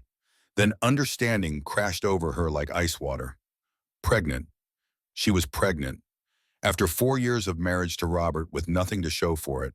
After being called barren and worthless and cast out for her failure. After believing she'd never have children of her own. She was pregnant with Daniel's child. I can't be, she whispered. I was told I couldn't. My mother-in-law said, Your mother-in-law was wrong, Agnes said firmly. Bodies don't always work on other people's timelines. Sometimes it just takes the right circumstances. The right man. Daniel hadn't moved. He stood frozen, his face white with shock. Daniel. Beth's voice shook. Say something. Sarah got pregnant 3 times. The words came out flat, emotionless. Rachel lived. One was stillborn. Lucas. He stopped, his jaw clenching. The doctor said the last pregnancy would kill her. And it did. I'm not Sarah. I know you're not. But Beth, childbirth out here, there's no hospital, no real doctor. Just whatever help Agnes and the neighbor women can provide. If something goes wrong, then we'll handle it together. But Daniel, I can't lose you. His voice cracked. I can't go through that again. Watching someone I love suffer and knowing there's nothing I can do, I can't. He turned and walked away, his shoulders rigid with fear. Beth stood there, one hand pressed to her still, flat stomach, trying to reconcile joy with terror. She was going to have a baby. Daniel's baby. Proof that she wasn't barren, that her body wasn't broken, that Martha Hartley had been wrong about everything. But the man who'd given her this gift was walking away, consumed by memories of the last time. Let him go, Agnes said gently. He needs time to process. This brings up everything he's been trying not to feel. What if he can't get past it? What if he spends the next 8 months terrified and distant? Then you remind him every single day that you're not Sarah, that you're strong, that fear doesn't keep people safe, it just makes everyone miserable. Beth pressed harder against her stomach, as if she could protect the tiny life inside from the fear already surrounding it. I'm going to have a baby, she said wonderingly. You are? Oh. Martha Hartley was wrong. She was. I'm not worthless. You never were, honey. You just needed someone to see it. Beth found Daniel in the barn an hour later, mucking out stalls with the kind of violent energy that came from trying to outrun emotion. He didn't look up when she approached. We need to talk about this, she said. To talk about. You are pregnant. I'm terrified. That about covers it. Daniel.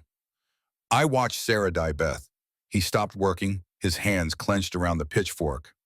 I watched her bleed for 6 hours while the doctor tried everything and nothing worked. I held her hand while she apologized for dying like it was something she chose. And then I held my newborn son and couldn't feel anything except rage that he was alive and she wasn't. I know. You don't know. You can't know what it's like to love someone and watch them get destroyed by something that should be joyful. Beth's voice was sharp now. By bringing life into the world, Daniel, I understand you're scared, but I won't spend 8 months being treated like I'm made of glass because your first wife was fragile and I'm not. You can't promise nothing will go wrong. No, I can't promise I won't die, but I can promise I'll fight like hell to live. For you, for Lucas and Rachel, for this baby, for the life we're building together. Daniel's eyes were wet when he finally looked at her. I'm terrified, Beth. So am I, but we'll be terrified together. She crossed to him and took his hands, placing them on her stomach where nothing showed yet, but where everything was changing. This is our baby, she said quietly, yours and mine, a life we created together. And yes, it's scary. Yes, things could go wrong. But Daniel, this is also a miracle. I was told I'd never have children. Your mother-in-law would have thrown you out for being barren too, probably. And now you're carrying my child. Our child. His hands spread wider, covering her stomach protectively. I'm going to drive you crazy for the next 8 months. Probably. I'm going to hover and worry and try to make you rest when you don't need to. I expect you will. And I'm still going to be scared every single day. That's allowed, as long as you don't let the fear make you forget to live. Daniel pulled her against him, his face pressed into her hair. I love you, Beth Sterling. I love you so much it terrifies me. I love you too, and we're going to get through this together. They stood like that for a long moment, holding each other and the promise of their future, trying to believe that love would be enough to see them through. The next months passed in a strange combination of joy and anxiety. Beth's body changed slowly at first, then more obviously. Her waist thickened, her dresses had to be let out. By summer, there was no hiding her condition. She was unmistakably pregnant, her belly round and prominent. Daniel hovered constantly, trying to take over any task that required lifting or bending or extending herself in any way.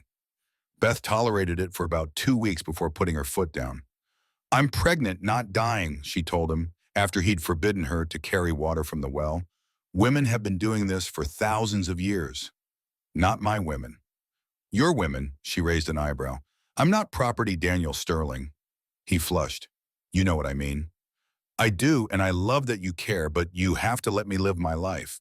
I can't spend the next 6 months sitting in a chair while everyone else works. The doctor said Sarah needed rest. I'm not Sarah. The words came out sharper than Beth intended. She softened her voice. I know you're scared. I know your first wife's pregnancy was difficult, but I'm different. My body is different. This pregnancy is different. You can't protect me from every possible danger. Daniel's hand trembled when he touched her face. I'm trying. I know, but you're going to make us both miserable in the process. She took his hand and placed it on her stomach. This baby needs a mother who's strong and capable, not fragile and afraid. Trust me to know my own body. Trust me to ask for help when I need it. I'll try. It was the best she was going to get. The children reacted with predictable differences. Lucas was thrilled already, planning what games he'd teach his baby brother or sister. He talked to Beth's stomach constantly, telling elaborate stories about ranch life and horses and the time he'd seen a bear.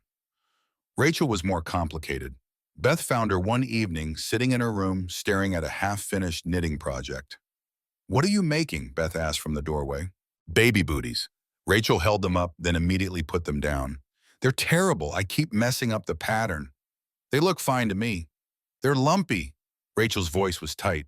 "Mama made beautiful things. Perfect stitches, perfect patterns. Mine always come out wrong." Beth sat down beside her. "You want to talk about what's really bothering you?" "I don't know what you mean." "Rachel, I've lived with you long enough to know when you're scared."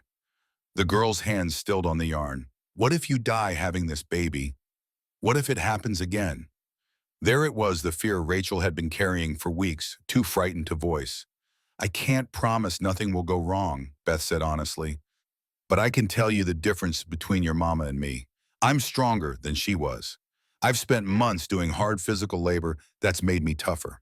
I know what to expect because Agnes is teaching me. And most importantly, I want to live more than I've ever wanted anything." Mama wanted to live too. "Your mama was sick before Lucas came. The doctor warned her not to get pregnant again, but she did anyway because she was trying to make everyone else happy. I'm not doing that. I'm having this baby because I want to, because your father and I created something together." "That's different." Rachel's eyes filled with tears. "I don't want another brother or sister to blame. One is enough." "Then don't blame this one." Beth took the girl's hand. "If something happens to me, and it won't, but if it does, you promise me you won't punish an innocent baby for it." "How can I promise that?" "Because you're stronger and braver than you think you are. Because you've already learned that blame doesn't fix anything. Because I'm asking you to." After a long moment, Rachel nodded. "I promise." "Thank you. But you have to promise something too." "What?" "Promise you'll fight. Promise you won't give up even if it gets hard." "I promise." They sat together as darkness fell, hand in hand, both scared of the future but refusing to let fear win. Judge Morrison's 6-month review date approached faster than Beth expected. Summer had turned the Montana landscape green and gold, wildflowers blooming in impossible places. The harsh winter beauty transformed into something gentler. Beth was 7 months pregnant now, her belly enormous, her back constantly aching, but she'd never felt more alive. The judge arrived on a hot afternoon in late July, his buggy kicking up dust as it approached the ranch. Daniel and Beth stood on the porch waiting, Agnes and the children behind them. Morrison climbed down slowly, his eyes immediately going to Beth's obvious condition. "Mrs. Sterling," he said, removing his hat, "you're very pregnant." "Yes, Your Honor. The baby's due in about 6 weeks." "I see." He looked between her and Daniel, and something like approval crossed his face. "Well, I suppose that answers most of my questions about the legitimacy of your union." "Would you like to come inside?" Daniel asked. "It's cooler in the house." Over coffee and Agnes's cake, Morrison conducted his informal investigation. He asked about their daily routines, how they'd settled into married life, what their plans were for the future. His questions were gentle but thorough, and Beth answered honestly. "When I ruled in your favor 6 months ago, I had doubts," Morrison admitted. "The circumstances of your marriage were unusual, to say the least. But I believed you deserved the benefit of that doubt." He paused, looking around the kitchen at the wildflowers Beth had picked that morning, at Rachel's drawings pinned to the wall, at Lucas's toy horses lined up on the windowsill. "I'm pleased to see I wasn't wrong." "We're grateful for your faith in us," Daniel said. "Don't thank me yet. I still have questions." Morrison turned to Beth. "Mrs. Sterling, you could have left after the hearing after Blackwood's death." He stopped at their confused faces. "You didn't hear Harrison Blackwood died 3 weeks ago. Heart failure. His daughter inherited everything and immediately dropped all claims against your property." Beth's hand flew to her mouth.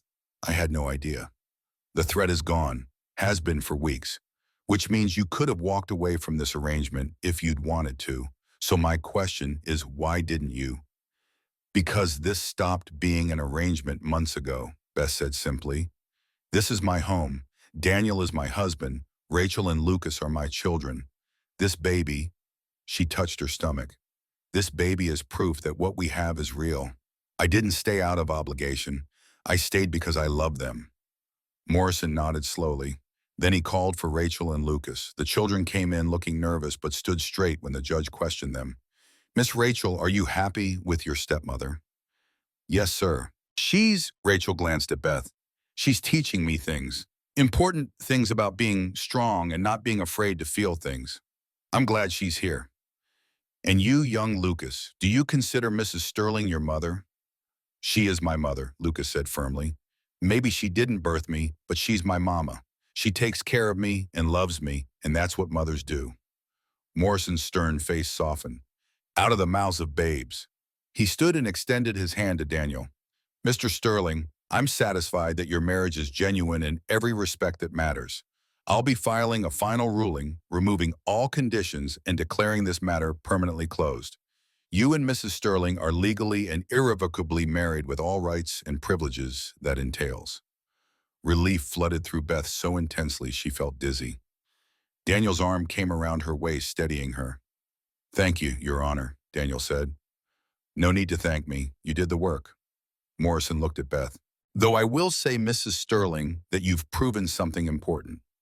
Love doesn't have to start with romance. Sometimes the strongest foundations are built on choice and commitment in the daily decision to show up for each other. After Morrison left, Daniel swept Beth into his arms, carefully mindful of her belly, and kissed her soundly. We did it, he said against her lips. We actually did it. Did you ever doubt we would every single day, but you kept believing enough for both of us? Rachel and Lucas danced around them, whooping with joy. Agnes wiped her eyes and muttered something about dust, and Beth felt tears streaming down her own face, tears of relief and gratitude, and overwhelming love for this impossible family she'd somehow been given. That night, lying in their shared bed with Daniel's hand resting on her stomach, feeling their baby move beneath his palm, Beth thought about the journey that had brought her here. She'd been nobody. Worthless, barren, cast out and desperate. 17 cents and nowhere to go. Now she was somebody. Wife, mother, partner. The woman who'd taken a desperate bargain and turned it into something precious. What are you thinking about? Daniel asked. How grateful I am that my life fell apart. If Robert hadn't died, if his mother hadn't cast me out, if I hadn't ended up stranded in Silver Creek, I never would have found this. Found you. Found our family. I'm grateful, too, for every terrible thing that happened to bring you here. The baby kicked hard, making them both jump. Daniel laughed, his hands spreading wider. This one's going to be a fighter. Takes after its mother, and its father, and its siblings. He kissed her temple. This baby doesn't stand a chance of being anything but stubborn. Good. The world needs more stubborn people. More fighters. More survivors. Daniel pulled her closer, his arms protective around her and their unborn child. I love you, Beth. I'll probably never say it enough or the right way, but I do. More than I thought I could love anyone.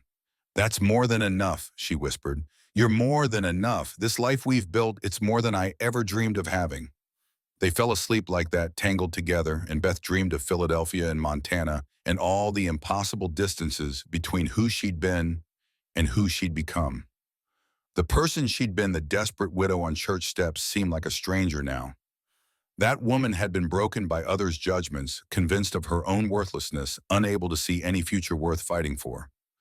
This woman, Beth Sterling, rancher's wife, mother survivor, knew better. She'd learned that family wasn't just blood, that love could grow from practical choices. That strength came from surviving things that should have destroyed you. Most importantly, she'd learned that being nobody didn't mean being worthless. It just meant you hadn't found the people who could see you yet. She'd found them now, and she was never letting go. The pain started on a Tuesday morning in late August, 3 weeks before Beth expected it. She was kneading bread dough when the first contraction hit a tightening across her belly that stole her breath and made her grip the table's edge. The sensation was different from the Braxton Hicks contractions Agnes had warned her about. Deeper, more insistent. A cramping that felt like her body was preparing for something inevitable. Agnes looked up from chopping vegetables and went still. How bad? Not terrible, just surprising. How far apart are they? This is the first one. Agnes wiped her hands on her apron, her movements deliberate. Could be false labor. First babies like to practice before the real show. But we should pay attention, just in case. The second contraction came 20 minutes later while Beth was hanging laundry. This one doubled her over, and she had to breathe through it until the pain passed. When it finally released its grip, she found Agnes watching from the doorway. That's two, I noticed. Where's Daniel? North pasture with the hands checking fences. Send Lucas to fetch him. Now. But before they could call for the boy, Beth felt something give way inside her, a sudden warmth flooding down her legs. She looked down to see her skirts soaked through water pooling on the kitchen floor. Well then, Agnes said with forced calm, looks like this baby's coming today, whether we're ready or not. A month early, Beth's voice shook. Agnes, it's too soon. Babies come when they want to come. Rachel, get up here. Rachel appeared at the top of the stairs, took one look at Beth's face and the puddle on the floor and went pale. Is the baby?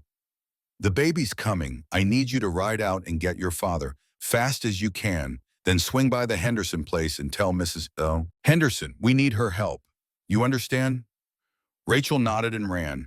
Agnes helped Beth upstairs, stripping off her wet clothes and getting her into a clean nightgown. The contractions were coming faster now every 15 minutes, then 12, then 10. Each one stealing Beth's ability to think about anything except breathing through the pain. This is too fast, Beth gasped between contractions. First babies are supposed to take hours, days even. Every baby's different. Some take their time, some can't wait to meet the world. Agnes helped her into bed. How you feeling besides the pain, dizzy, faint? Scared. That's normal, but you're strong, Beth. You can do this. Another contraction hit, and Beth cried out despite trying to stay quiet. She didn't want to scare Lucas, who she could hear crying downstairs. Daniel burst through the door 15 minutes later, his face white with panic. Beth, I'm fine. Whoosh, she lied, gripping the sheets as another contraction rolled through her. The baby's just early, that's all. 3 weeks early, Beth. That's not what if something's wrong. What if, Daniel? Agnes pushed him toward a chair. Sit down before you fall down. You're white as milk. I should do something. Get the doctor. Doctor's in Bozeman delivering twins. Won't be back for 2 days. We're handling this ourselves. Christ, this baby really is in a hurry. Agnes turned to Beth. How close are the contractions? 5 minutes, maybe less. Mrs. Henderson arrived with her daughter Molly, both carrying supplies. They took over with practiced efficiency, and Daniel was relegated to holding Beth's hand and trying not to pass out. The labor lasted 6 hours, not long for a first baby, Agnes kept saying, but long enough that Beth lost all sense of time. There was only pain and breathing, and Agnes's steady voice telling her when to push and when to rest, telling her she was doing fine, just fine, almost there. Rachel and Lucas waited downstairs with Red Calloway, who'd come back with Daniel. Beth could hear Lucas crying on and off throughout the afternoon. She wanted to comfort him, but couldn't spare the energy. All she could do was survive each contraction and trust that Agnes knew what she was doing. I can see the head, Agnes announced. Beth, next contraction, you push with everything you've got. You hear me? Beth pushed and pushed and pushed until she thought she might split in two. Daniel's hand was crushed in hers, his voice in her ear telling her she was strong, she was brave, she could do this. Almost there, almost done. And then release. Pressure and pain giving way to the most extraordinary sound Beth had ever heard, a baby crying, furious and alive, screaming displeasure at being born. It's a girl, Agnes said, her voice thick with emotion. Beth, you've got a daughter. Agnes placed the baby on Beth's chest, tiny and red and furious, her small fists waving, her lungs powerful despite her early arrival. Beth's hands came up automatically to cradle her, and the crying stopped. The baby's eyes opened, dark blue and unfocused, but definitely seeing, and met her mother's gaze. Hello, sweetheart, Beth whispered. Hello, my beautiful girl. Daniel was crying openly, unashamedly crying as he looked at his daughter. She's perfect. She is, Beth agreed. Absolutely perfect. Agnes finished the necessary work of birth while Mrs. Henderson cleaned the baby and wrapped her in soft blankets. When they handed her back to Beth, properly swaddled and content, Beth felt something shift in her chest, some final piece of herself clicking into place. This was her daughter, hers and Daniel's. Proof that she wasn't barren or worthless or broken. Proof that Martha Winters had been wrong about everything. Proof that love could create life as surely as desperation could create partnership. Can we come in? Rachel's voice from the doorway, tentative and hopeful. Come meet your sister, Daniel said. Rachel and Lucas crept into the room like they were approaching something sacred. Lucas climbed onto the bed carefully, his eyes huge as he stared at the baby. She's so small. You were this small once, Beth told him. Was I really? You really were. Rachel hung back her face, uncertain. What's her name? She asked. Beth looked at Daniel. They discussed names but never settled on one. Now looking at her daughter's tiny perfect face, only one name felt right. Grace, Beth said. Her name is Grace. Why Grace? Rachel asked. Because grace is what saved us. Not romance or luck or anything else. Just grace, unearned, undeserved, freely given. Beth touched the baby's soft cheek. Grace brought me to those church steps in Silver Creek. Grace made your father offer me marriage. Grace gave us all a second chance. So her name is Grace. She paused. Grace Sarah Sterling. After the two women whose love made this family possible. Daniel's breath caught. You want to honor Sarah? She was your first wife and the mother of two of my children. Of course I want to honor her. Rachel's eyes filled with tears. Mama would have loved that. She would have loved you. I hope so, sweetheart. I really do.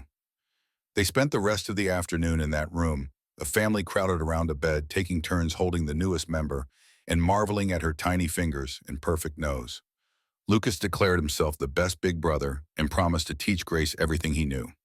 Rachel held her sister with reverent care and whispered promises that she'd protect her always. And Daniel sat beside Beth, his arm around her shoulders, watching their children with an expression of such complete contentment that Beth felt her heart might burst. Thank you, he said quietly. For what? For this, for them, for taking a desperate bargain and turning it into everything I never knew I needed. I should be thanking you. You gave me a home when I had nothing. You gave me children when I thought I'd never have them. You gave me a reason to keep fighting. We gave each other reasons. He kissed her temple. And we're going to keep giving them for the rest of our lives. Agnes and Mrs. Henderson stayed until evening, making sure Beth and the baby were both healthy and stable. Before they left, Agnes pulled Daniel aside.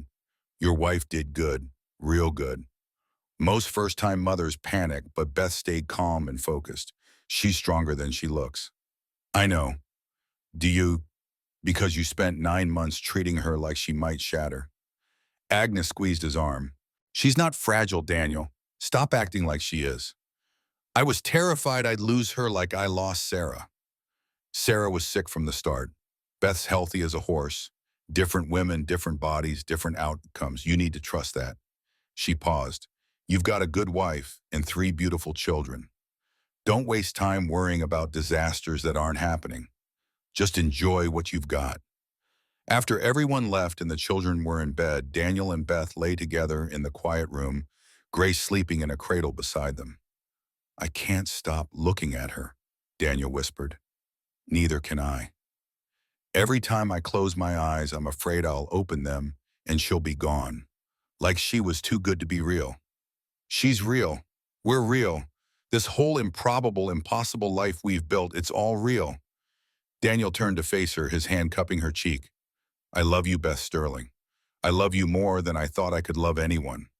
You took my broken family and made it whole. You took my broken heart and taught it to trust again. You took everything damaged in me and somehow made it better. You did the same for me. I was nobody when we met. Nothing. Cast out and worthless. You made me somebody. You made me matter. You always mattered. You just needed someone to see it. They kissed softly, carefully, mindful of Beth's exhaustion and the sleeping baby nearby. When they pulled apart, Beth settled against Daniel's chest with a sigh of pure contentment. What are you thinking? He asked.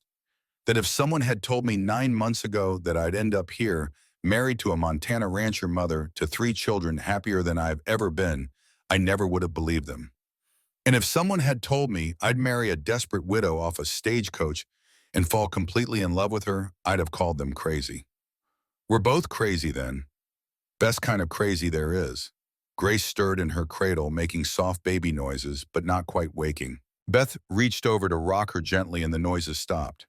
She's going to be just as stubborn as her mother, Daniel predicted, and just as protective as her father. God help anyone who crosses her. They fell asleep like that, hands linked between bed and cradle, their daughter breathing softly beside them, and Beth felt something she hadn't felt since her own mother died, completely and utterly safe. The next weeks passed in a blur of sleepless nights and endless feedings. Grace was a demanding baby wanting to eat constantly and objecting loudly when she wasn't held. But she was also perfect, all dark hair and serious expressions and tiny fists that gripped Beth's finger with surprising strength. Rachel proved to be an excellent helper, walking the floor with Grace when Beth needed rest and singing the same lullabies Sarah had sung to her. Lucas was less helpful, but more enthusiastic, constantly wanting to hold his sister and show her his treasures. "She can't see your rock collection yet," Rachel told him. "She's too small. When will she be big enough? In a few months, maybe." "That's too long to wait." But he waited anyway, content to sit beside Beth while she nursed and tell Grace elaborate stories about all the adventures they'd have together. Daniel watched it all with an expression Beth had learned to recognize, wonder mixed with disbelief, like he couldn't quite trust that this happiness was real and lasting. "Stop waiting for disaster," she told him one afternoon while nursing Grace. "I can see it in your face. You keep expecting something terrible to happen because that's what happened last time. But this isn't last time. This is now and everything's fine." "For now, then, no, not for now, just fine, period." Beth shifted Grace to her other arm. "Daniel, you have to let the past go. You have to trust that we're going to be okay." "What if we're not? Then we'll handle it together like we've handled everything else." "But you can't live your whole life braced for catastrophe. That's not living. That's just surviving." He was quiet for a long moment, watching Grace's tiny hand curl and uncurl. "You're right. I know you're right. It's just hard to shake the feeling that I don't deserve this much happiness." "Why not?" "Because I failed Sarah, failed Rachel and Lucas for years after she died, failed to see what was right in front of me until you shook me awake. And you think that means you don't deserve good things, Daniel. Everyone fails. Everyone makes mistakes. What matters is what you do after, how you grow and change and become better." Beth reached for his hand. "You're a better man now than you were 9 months ago. A better father, a better husband. You've earned this happiness. So have I. So let's both agree to stop waiting for punishment and just accept that we get to be happy. Deal." Daniel smiled, that rare, full smile that transformed his whole face. "Deal." Summer faded into autumn, and Grace grew from a tiny newborn into a chubby, alert baby who smiled at everything and everyone. She had Daniel's gray eyes and Beth's stubborn chin, and absolutely no patience for being ignored. One October afternoon, while the children were outside playing in the leaves and Grace was napping, Beth and Daniel sat on the porch watching the sky turn orange and gold. "You remember the day we met?" Beth asked. "I remember a desperate woman sitting on church steps in a blizzard, too proud to admit she needed help. I remember a stern rancher with two scared children offering me the most insane proposal I'd ever heard. And you said yes." "I did. Best decision I ever made, even though it was completely crazy." Daniel pulled her closer. "You know what I think about sometimes? All the things that had to go wrong for us to end up together. Your husband had to die. His family had to cast you out. You had to run out of money in exactly the right town on exactly the right day. Blackwood had to be threatening me. I had to be desperate enough to propose to a stranger. A lot of pain to lead to this. Yeah, but I can't regret it. I can't wish any of it had been different, because then we wouldn't be here. We wouldn't have Grace. Rachel and Lucas wouldn't have you. I wouldn't have," his voice caught, "I wouldn't have learned that I could love again, that I could trust again, that I could be happy." Beth turned to look at him fully. "Do you know what I think? What I think we were both exactly where we needed to be when we needed to be there. Not because of fate or destiny or God's plan, but because sometimes desperate people find each other and build something better than what they lost. Is that what we did? Built something better. Look around, Daniel." Beth gestured to encompass the ranch, the children playing in the yard, the house that had become a home. 3 healthy children, a marriage that's real in every way that matters, a future that actually feels possible instead of terrifying. Yes, we built something better. We built something worth keeping. Inside the house, Grace began to cry, her hungry cry that demanded immediate attention. Rachel's voice called out that she'd get the baby. "She's going to be a good mother someday," Daniel said. "She's already a good sister and a good daughter. You've raised her well. We've raised her well. She's as much yours now as mine. It was true. Beth could barely remember a time when Rachel and Lucas hadn't been her children, when Daniel hadn't been her husband, when this life hadn't been hers. The girl who'd sat freezing on church steps with 17 cents felt like a different person entirely. Beth had been nobody, then worthless and discarded. Certain her life was over at 27. Now she was somebody. Wife, mother, partner. The woman who'd taken desperation and turned it into hope, who'd transformed a business arrangement into genuine love, who'd proven that second chances were real and possible and absolutely worth fighting for. "What are you thinking about?" Daniel asked, reading her expression. "How far we've come, how much we've served, how grateful I am that I was desperate enough to say yes to a crazy proposal from a stranger. And I'm grateful I was desperate enough to ask." He kissed her forehead. "Though I have to say you're not much of a stranger anymore. Neither are you." They sat together as the sun set, painting the Montana sky in shades of fire and gold. From inside came the sounds of their children, Rachel singing to Grace, Lucas, laughing at something, the ordinary beautiful chaos of a family that was whole and happy and hard-won. Beth thought about Judge Morrison's question all those months ago. Why didn't you leave when you could have? When Blackwood died and the threat dissolved and you were free to go anywhere, be anyone, start over somewhere new. The answer was simple. She'd stayed because this was home, because these people were her people, because love wasn't something that happened to you, it was something you chose day after day in 1,000 small ways. She'd chosen Daniel when she took his hand on that stagecoach station platform. She'd chosen Rachel and Lucas when she sat with them through nightmares and tears.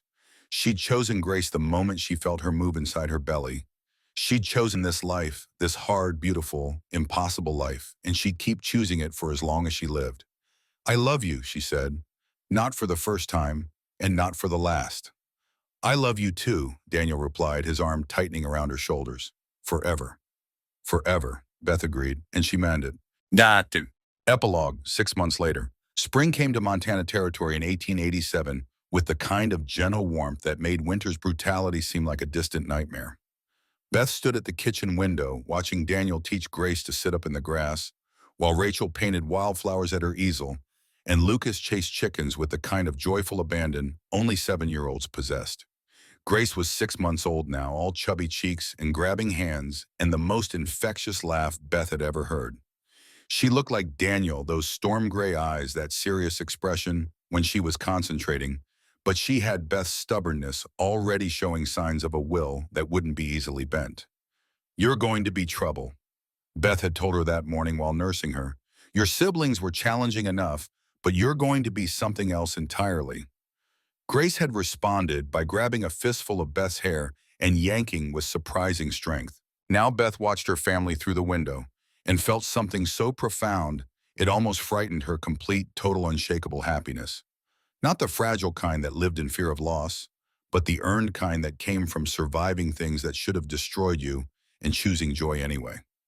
Agnes came in from the garden, her arms full of early vegetables. "That man of yours is going to spoil that baby rotten. He spoils all of them. He spoils you too, from what I can see. I spoil him back. It's mutual." Agnes smiled and started preparing vegetables for soup. They worked in comfortable silence for a while, the kind that came from months of shared labor and growing friendship. "You ever think about writing to her?" Agnes asked eventually. "Your former mother-in-law." Beth had thought about it many times. She'd even started a letter once describing her new life, her marriage, her children, describing Grace, the daughter she'd been told she'd never have. Proof that Martha Winter's judgment had been wrong, cruel, and completely worthless. But she'd never sent it. "What would be the point?" Beth said. "To prove her wrong, to show her I wasn't barren or worthless, to get revenge for how she treated me. Any of those reasons seem valid to me. They did to me too for a while. But now," Beth paused, choosing her words carefully. "Now I don't need her validation. I don't need her to admit she was wrong or apologize or even acknowledge that I exist. Her opinion stopped mattering the moment I stopped believing it." She looked out the window at her family. "I was so angry at her for so long. Angry at her judgment, at her cruelty, at the way she made me feel like I was nothing. But Agnes, if she hadn't cast me out, if she'd kept me in Philadelphia, given me a pittance to live on, Let me stay in that life, I never would have ended up here. I never would have found this. So you're grateful to her? No.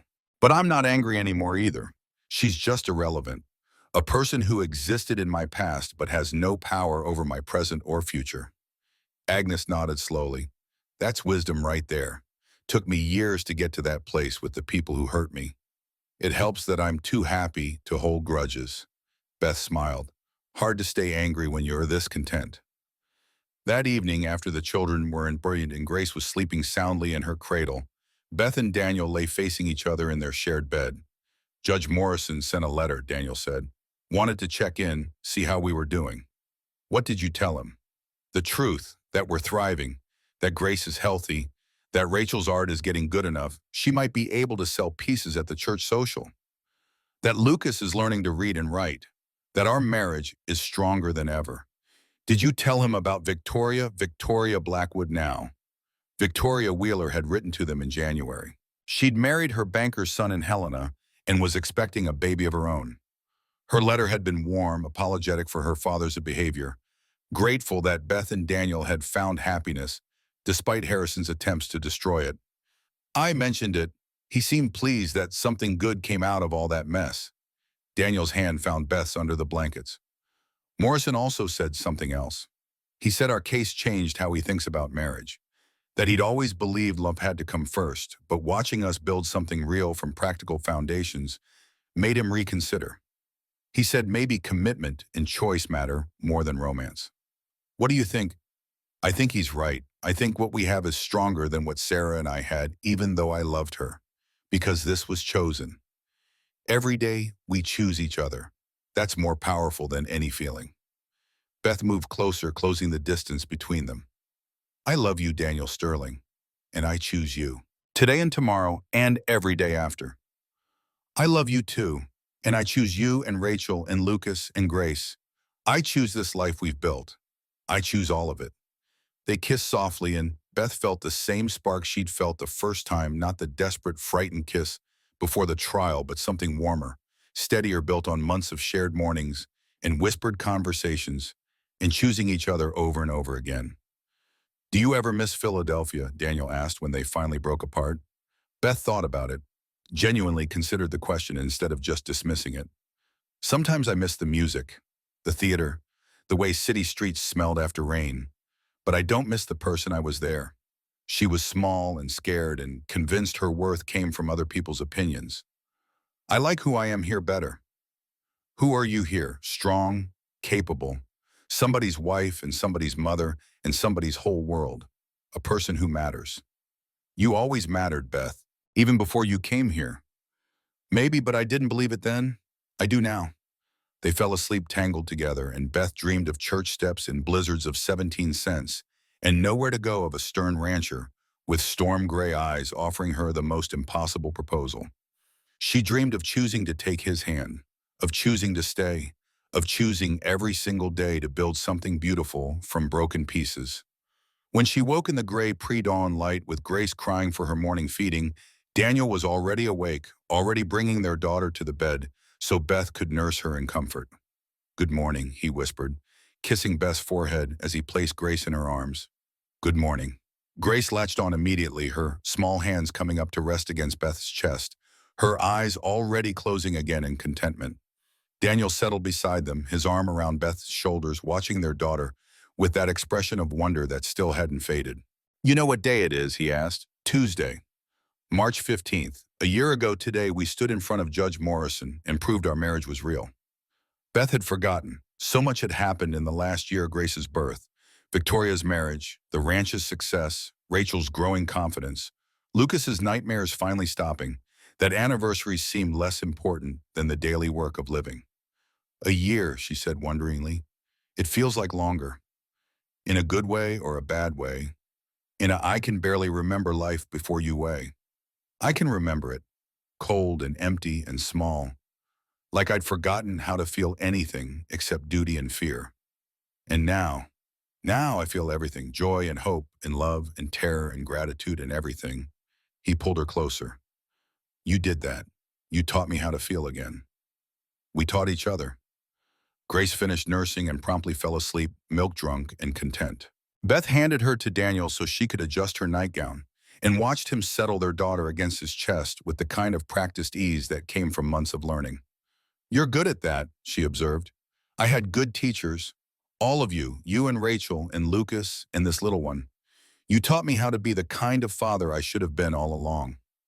You were always that father. You just needed to believe it." Downstairs, they heard the sounds of children, waking Rachel's voice sharp and Lucas's laugh. The ordinary, beautiful chaos of a frontier morning in a house that was lived in and loved in and completely, utterly theirs. "Should we get up?" Beth asked. "Probably. Ranch doesn't run itself." But neither of them moved. They stayed where they were, holding each other and their sleeping daughter, reluctant to let go of this perfect moment. "Beth, yes. Thank you for sitting on those church steps. Thank you for being desperate enough to say yes.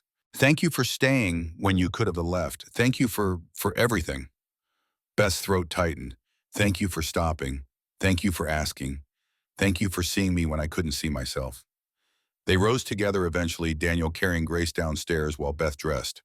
The day unfolded in its usual rhythms: breakfast chores, children's laughter, work that never quite ended, but somehow never felt burdensome either. And through it all, Beth felt the truth of what she'd built, settling deeper into her bones. She'd been nobody once. Elizabeth Winters, disappointing daughter-in-law, barren wife, worthless woman, cast out with 17 cents and nowhere to go. Now she was somebody. Elizabeth Sterling. Beth, wife to Daniel, mother to Rachel and Lucas, and Grace, partner in this impossible frontier life they'd carved from desperation and determination. The journey from nobody to somebody hadn't been easy. It had required courage. She didn't know she had strength. She had to discover through survival and the willingness to choose hope over bitterness, even when bitterness seemed more justified. But it had been worth it. Every frozen mile, every moment of terror, every choice that seemed insane at the time, all of it had led here. To this kitchen full of children and laughter. To this man who looked at her like she hung the moon. To this life that felt earned and precious and completely improbably real. That evening, Beth stood on the porch and watched the sunset over Montana territory, her territory, now her home. The landscape was still harsh, still unforgiving, still beautiful in a way that could break your heart. But she wasn't afraid of it anymore. She'd learned to survive the cold, to build fires that lasted through the night, to find warmth in the people around her instead of just in physical comfort. Most importantly, she'd learned that being nobody didn't mean being worthless. It just meant you hadn't found your people yet. She'd found them now. This ragtag, impossible family built from broken pieces and desperate bargains. And she was never, ever letting go. Daniel came up behind her, his arms circling her waist, his chin resting on her shoulder. "What are you thinking about?" "Everything. Nothing. How far we've come, how much I love this life we've built. Even when it's hard. Especially when it's hard. The easy things don't mean as much as the things you have to fight for." They stood together in the fading light, listening to their children play inside, watching the Montana sky turn colors that didn't exist anywhere else. "I love you, Beth Sterling," Daniel said. "Today and tomorrow and every day after." "I love you too. Forever." "Forever," he agreed, and they meant it. Because Beth had learned the most important truth of all: family isn't who you're born to, it's who you'd choose even if you didn't have to. She'd chosen Daniel and Rachel and Lucas and Grace. She'd chosen this hard, beautiful, impossible life, and she'd keep choosing it over and over again for as long as she had breath in her body, because she wasn't nobody anymore. She was somebody, and somebody was exactly who she was meant to be. They stayed at the fort one night. Hot food, warm beds, bath water, luxury they'd forgotten existed. Catherine soaked in a tin tub, letting the heat seep into her bones, thawing the cold that had settled so deep she'd thought it was permanent. Thomas came in, sat on the floor beside the tub. "We did it. We did. I almost lost you in that river, and again in the storm. I kept thinking, if something happens to you, if you die because I dragged you into this—" "Stop." She reached out, touched his face. "I chose this. I chose you. I chose to fight. Don't take that away by making it your burden alone. I love you." He said it simple. True, like breathing. "I don't think I've said it enough. But I love you more than I thought I could love anyone again. Catherine reached out, touched his face. I love you too, even when I'm terrified, even when I'm angry, even when you're being impossibly stubborn. I love you. They kissed. Then she pulled him into the tub, clothes and all. They laughed like children, like people who'd forgotten how to laugh and just remembered. They rode home 4 days later, took it slow, stopped at every town to rest, to eat real food, to sleep in real beds. When they reached the ranch, Daniel and Emma ran out to meet them, threw themselves at Thomas and Catherine like they'd been gone years instead of weeks. You came back, Emma sobbed. You came back. I told you I would. Catherine held the little girl tight, breathed in the smell of her hair. I always keep my promises. That night, they gathered at the kitchen table. Thomas laid out the bank draft. $800. Salvation in paper form. Tomorrow we go to the bank, Thomas said. We pay Blackwood every dollar, then we're free. What if he won't accept it? Daniel asked. What if he tries to cheat again? Then we have witnesses, we have proof, and we have friends who will stand with us. He can't cheat us this time. We're too prepared. Catherine looked at her family, at the children who'd become hers, at the husband who'd become her partner, at the life they'd built from disaster. They'd survived, barely, at terrible cost, but they'd survived. Tomorrow they'd face Blackwood. Tomorrow they'd win or lose everything. But tonight they were together, they were home, they were alive, and that was enough. Morning came cold and bright. They dressed in their best clothes, Thomas in his Sunday suit, Catherine in her blue dress, Daniel and Emma in clean shirts and combed hair. They rode to town as a family, united. The bank was full when they arrived. Word had spread. The town knew this was the day. Pay or forfeit, win or lose. Patrick Johnson was there. Mary O'Malley, Dr. Porter, Benjamin Henderson, all the families who'd lent them money, all the people who'd chosen their side. And there was Blackwood, behind his desk, waiting. Thomas walked forward, laid the bank draft on the desk. $800, payment in full for Catherine's mortgage and mine, with interest. We're paid up. Contract satisfied. Blackwood picked up the draft, examined it. His face was stone. This is from Fort Benton quartermaster. It is. We sold cattle, fulfilled a government contract, legal and binding. And you're certain you want to pay. Once I take this, you're out of cash, no reserves. One bad winter and you're finished. We'll take our chances. Blackwood looked at Catherine, at Thomas, at the family standing united, at the community backing them. He'd lost, and he knew it. Very well. He stamped the receipts, signed them, pushed them across the desk, paid in full. Both properties clear. Congratulations, Mr. and Mrs. McKenna. You're free. They walked out into sunlight, free, clear, victorious. The community erupted in cheers. People crowded around them, shaking hands, offering congratulations, celebrating. Dr. Porter grabbed Thomas's hand, squeezed. You did it, son. Damn me, you actually did it. We did it, all of us. Mary O'Malley hugged Catherine. I'm proud of you, girl, prouder than words can say.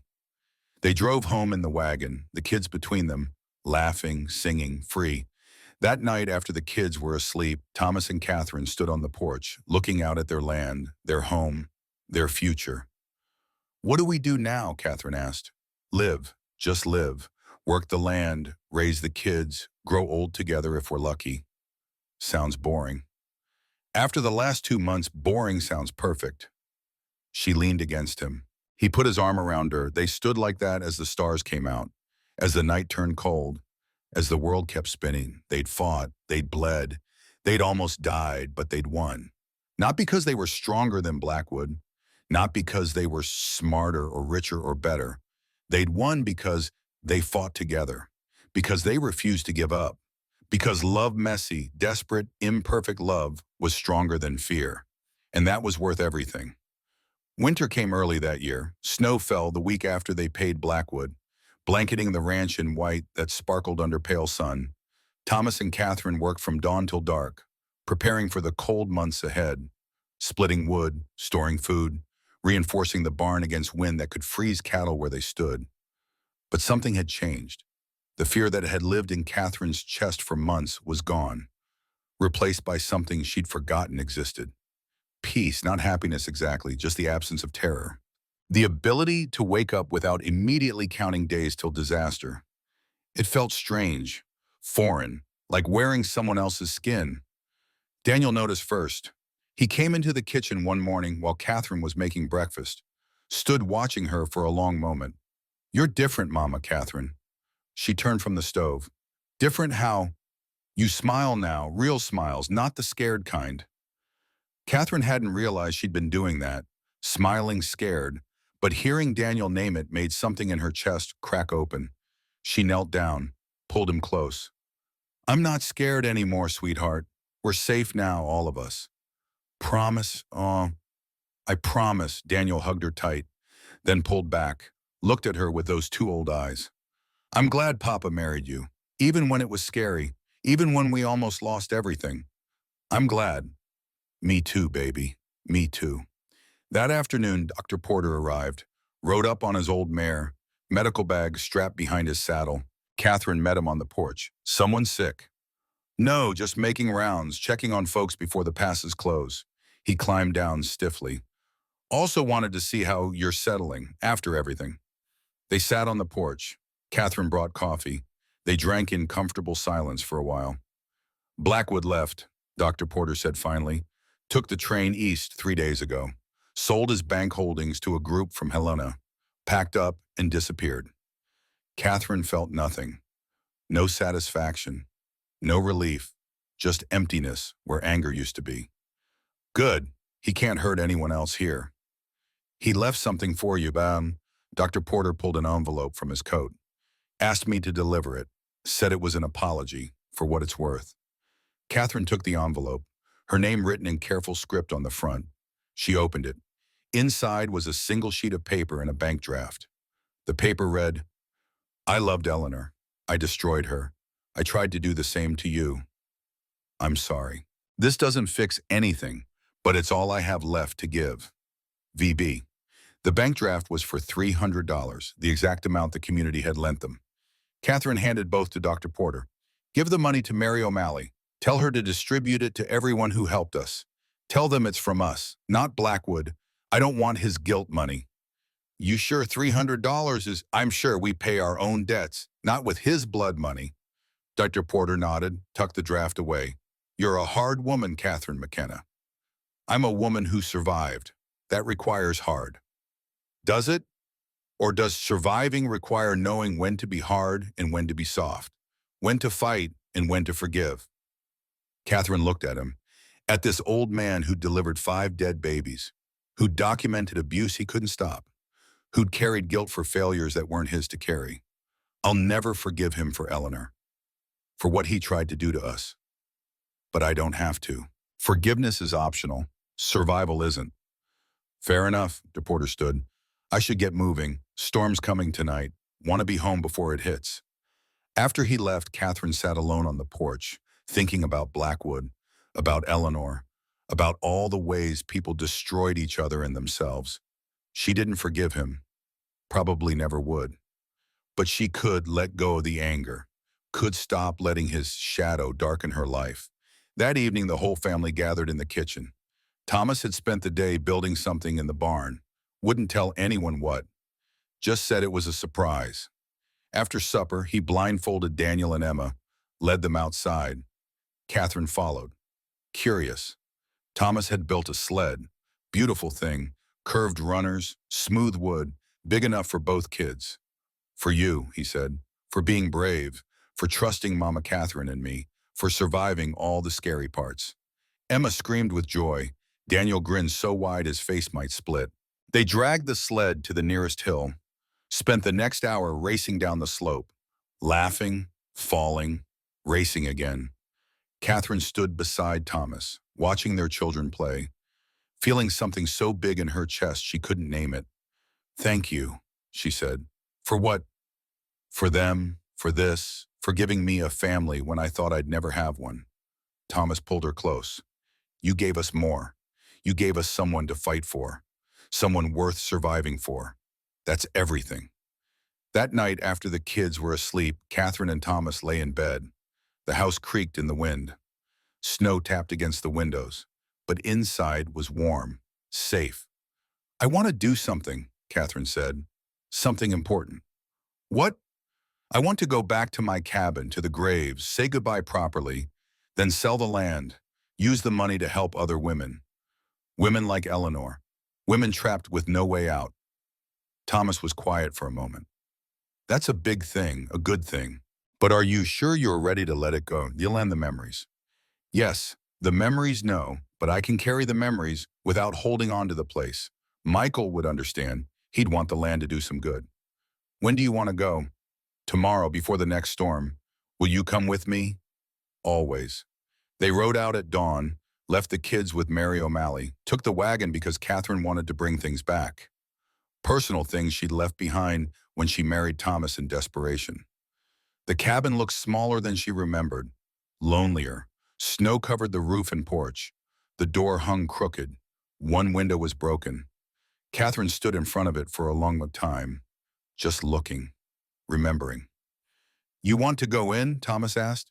"No, I want to go to the graves first." They walked around back, through deep snow, to the small cemetery Catherine had made. 6 graves, 5 tiny ones in a row, one larger one set apart. Michael Hayes, 1842 to 1876. Beloved husband. The 5 tiny graves had no markers, just smooth stones. She'd been too broken to carve names after the last one, too defeated to memorialize children who'd never breathed. Catherine knelt in the snow, placed her hand on Michael's stone. It was cold, smooth, real in a way grief never was. "I got married," she said out loud, "to a good man, Thomas McKenna. He has 2 kids, Daniel and Emma. They call me Mama now. I think you'd like them. I think you'd like him." The wind blew, snow swirled. Michael didn't answer.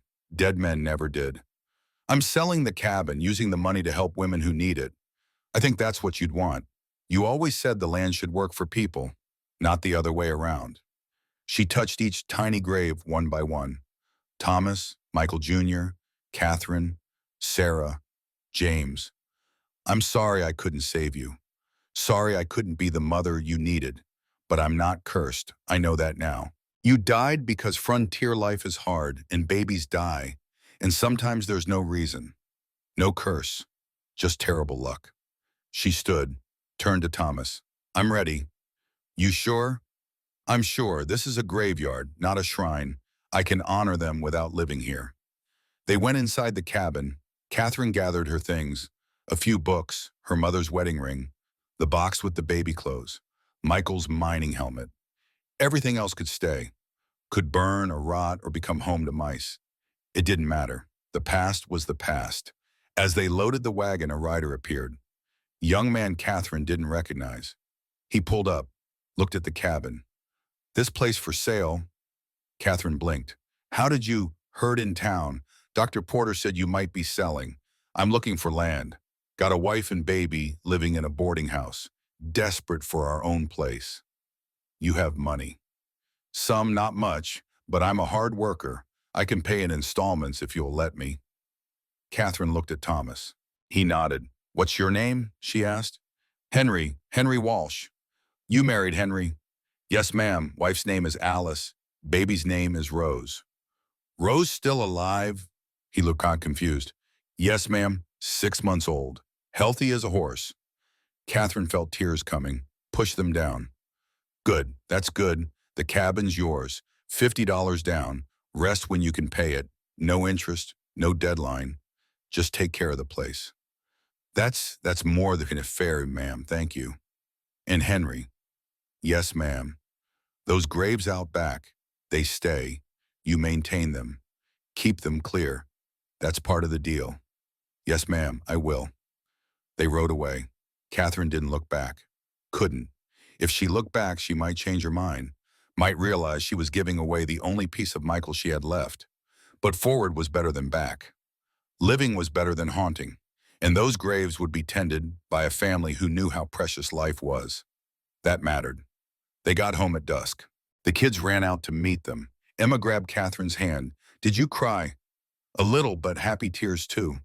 How can tears be happy and sad? Because people are complicated, sweetheart. We can feel two things at once. Sad about what's gone, happy about what's here. That made sense to Emma in the way only 6-year-olds could understand. She nodded solemnly. Okay, I'm glad you're home. Me too, baby.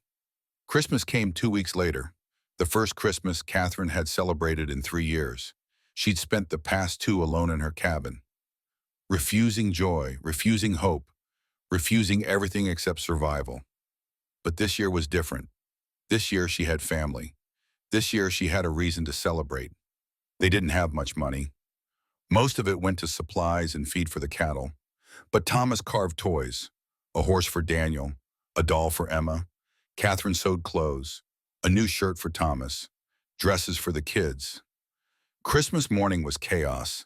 The kids screamed with joy, played with their toys till they broke them, then played with them broken, ate too much, laughed too loud, filled the house with noise and life. Catherine watched from the kitchen, overwhelmed, grateful, terrified she'd wake up and discover it was all a dream. Thomas found her there, wrapped his arms around her from behind. You okay? I'm scared. Of what? Of losing this, of something happening, of God or fate or whatever deciding I've been happy long enough and taking it all away. That's not how it works. Isn't it? I was happy with Michael. Lost him. I was happy pregnant. Lost all 5 babies. Every time I find something good, it gets ripped away. Thomas turned her around, made her look at him. Or every time you lost something, you survived. Built something new. Found a way forward. Maybe that's the pattern. Not loss, survival, endurance. Becoming stronger every time. I don't want to be strong. I want to be happy. Then be happy right now in this moment. Don't borrow tomorrow's pain. Just be here. With me. With them. Be happy. Catherine closed her eyes, breathed, let herself feel the warmth, the noise, the life happening all around her. Okay, she whispered. I'll try. That afternoon there was a knock on the door. Catherine opened it, found Abigail Marsh standing there. The woman looked uncomfortable, scared, holding a basket covered with cloth. Mrs. McKenna, may I come in? Catherine wanted to say no, wanted to slam the door, but something in Abigail's face stopped her. Vulnerability, shame. Come in. They sat at the kitchen table. Thomas took the kids outside to play in the snow. Give them privacy. Abigail set down the basket. I brought bread and preserves. For Christmas. Thank you. I also came to apologize for the things I said, the things I did, bringing the church to your home, judging you, all of it. I was wrong. Catherine said nothing, just waited. I was married once, Abigail continued. Long time ago, back east. He drank, hit me, I left, ran away in the night, came here to start over. The town never knew. I built a reputation as a proper woman, a moral woman, but inside I was terrified someone would find out, would see the truth, that I was a woman who'd failed at marriage, who'd abandoned her husband. You didn't abandon him, you escaped. I know that now, but then I thought I was cursed, broken, so I judged everyone else, made myself feel better by tearing others down. You reminded me of myself, strong, independent, refusing to break. I hated you because I hated that part of me. Catherine looked at this woman who'd been her enemy, saw the pain there, the regret. I forgive you, she said. Simple, true. Miguel's eyes filled with tears. Just like that. Just like that. Life's too short for grudges, too hard for more enemies. You want to start over. We start over. Thank you, Abigail stood. I should go, but if you ever need anything, if you ever want to talk, I'm here. After she left, Thomas came back inside. What was that about? Redemption? Hers or yours? I'm not sure. Does it matter? No, I guess it doesn't. The winter passed slow, cold days and colder nights, but the house was warm, full, the kids grew. Daniel shot up 3 inches. Emma learned to read. Both of them thrived in ways they hadn't before. And one morning in late February, Catherine woke up sick, stomach churning, head spinning. She barely made it outside before she vomited. Thomas found her on the porch, pale, shaking. "You okay?" "I don't know. I feel—" She stopped, counted backwards, realized, oh God. "What? I'm late. My monthly. I'm 3 weeks late." Thomas's face went pale. "You think—" "I don't know, maybe. I've been late before. It doesn't always mean—" She couldn't finish, couldn't say the word. Pregnant. She'd been pregnant 5 times, lost all 5, couldn't survive a 6th loss, couldn't bear to hope. "We should see Dr. Porter," Thomas said. "Get you checked." "No, not yet, I can't. If he confirms it and I lose it again—" "Catherine, please, give me a few weeks. Let me be sure before we make it real." Thomas pulled her close. She could feel his heart racing, feel his fear matching hers. 2 weeks later, there was no denying it. The sickness got worse. Her breasts swelled. She was pregnant. Definitely. Terrifyingly. She told Thomas on a Sunday morning after the kids left for their writing lesson with Patrick Johnson. Just said it. Flat. No emotion. No hope.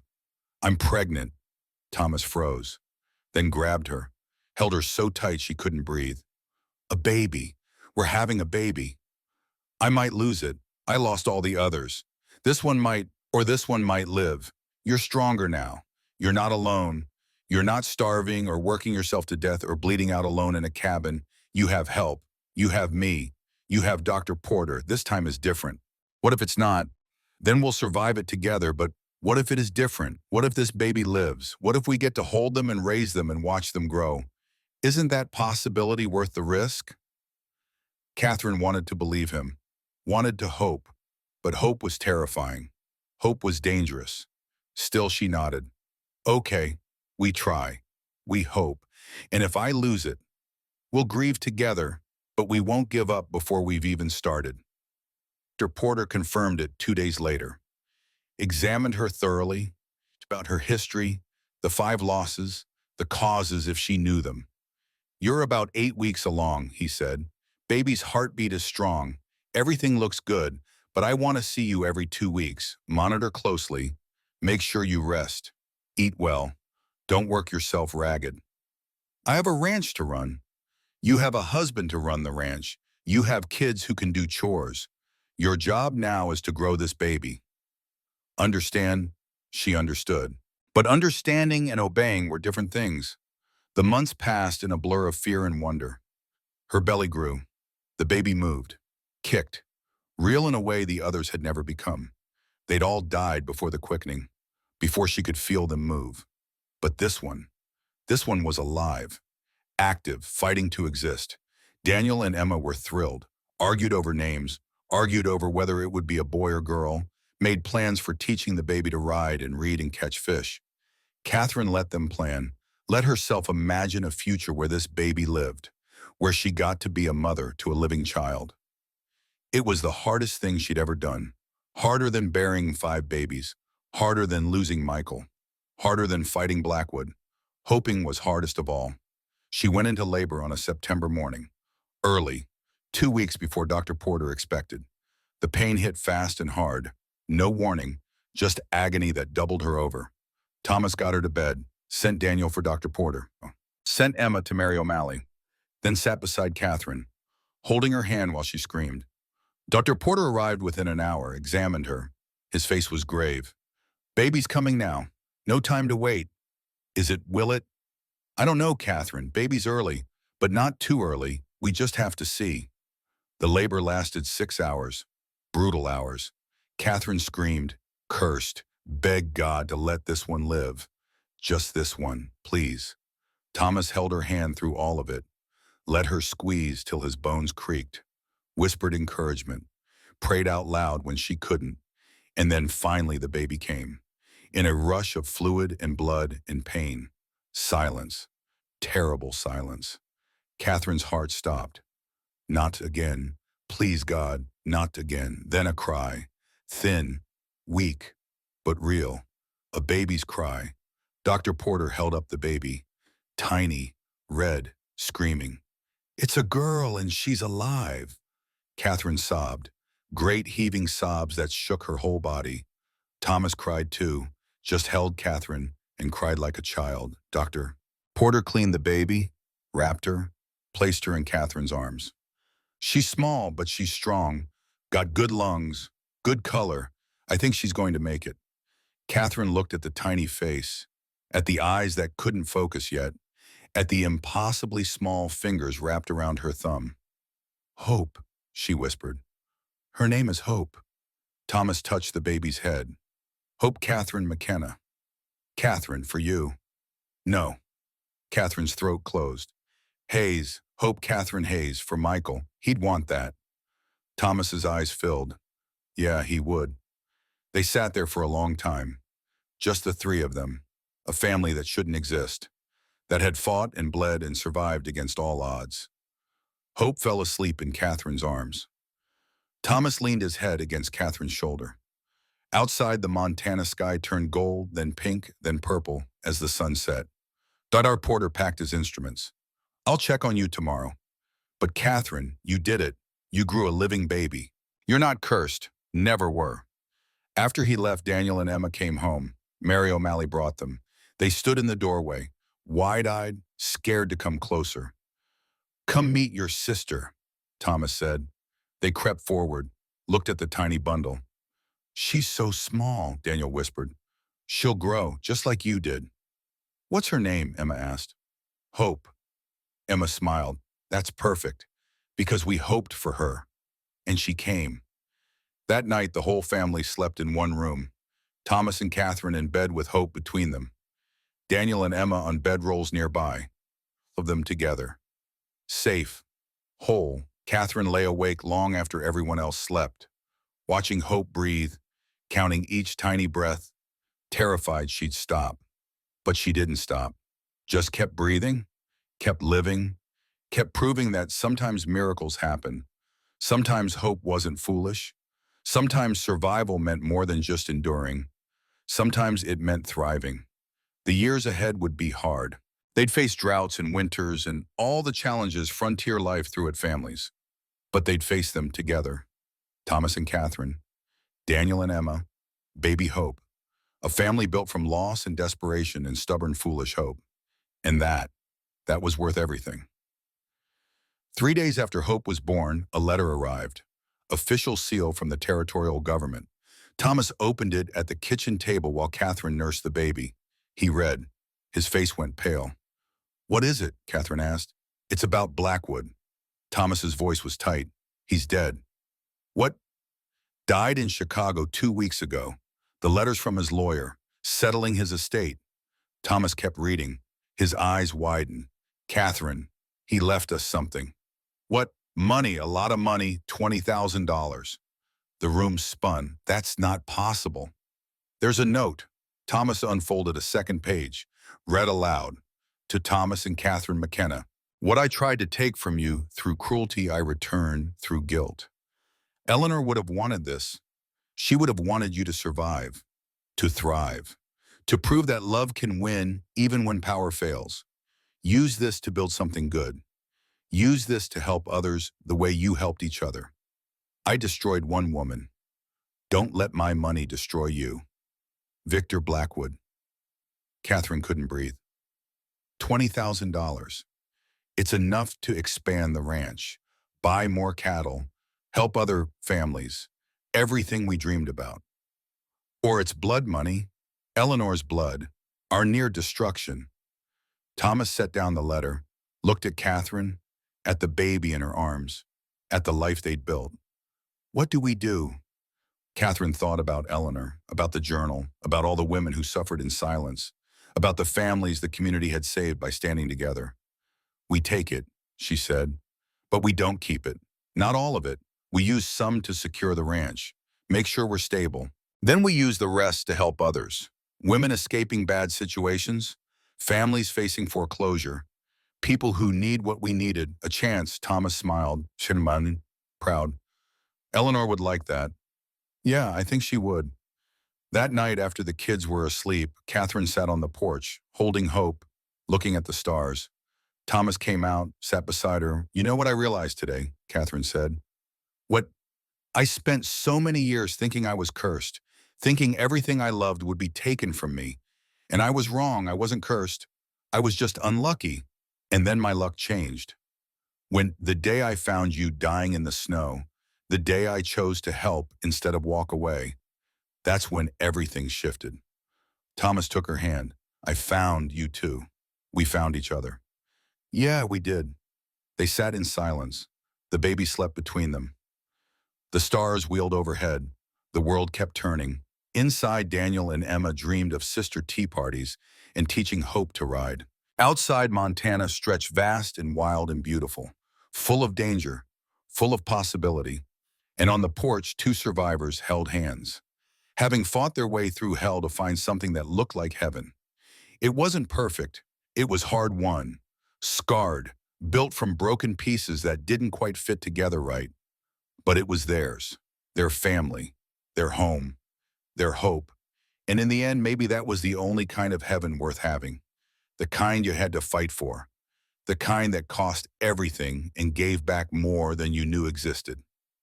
Catherine looked at Thomas, at the man she'd married in desperation and loved in triumph. You know what the best part is? What we get to do this every day for the rest of our lives. We get to wake up together, fight together, raise these kids together, grow old together. That's the victory, not the money, not defeating Blackwood. Just this, every ordinary day. Boring sounds good now. Boring sounds perfect. Thomas leaned over, kissed her, soft, gentle, a promise that had been tested and tempered and proven true. Baby Hope stirred, made a small sound, settled back into sleep. And in that moment, Catherine knew with absolute certainty, she wasn't cursed, she was blessed. Not because nothing bad had happened, but because when everything bad happened, she'd survived, fought, kept going, found love on the other side of loss. That was the real miracle. Not that Hope had lived, though that was miracle enough, but that Catherine had lived through 5 deaths, through Michael's murder, through Blackwood's cruelty, through river crossings and blizzards and all the times she'd wanted to give up. She'd lived. And living, she'd found this moment, this family, this impossible, beautiful, hard-won peace. The wind picked up, carried the smell of pine and snow and wood smoke.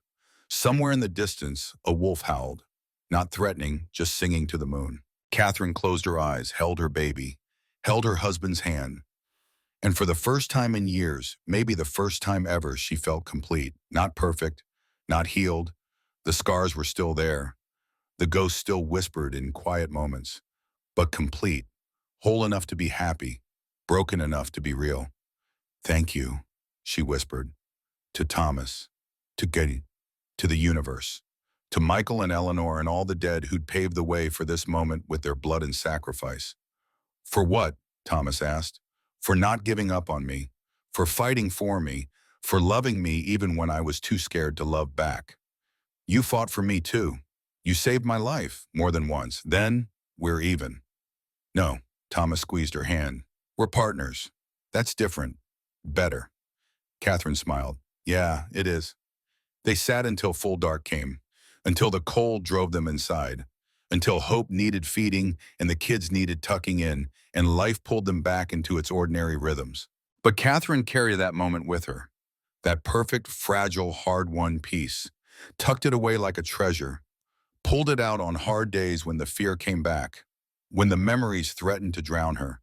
And somehow, impossibly, it was enough. The story could have ended there, with peace found, with family secured, with hope, both the emotion and the baby alive and thriving.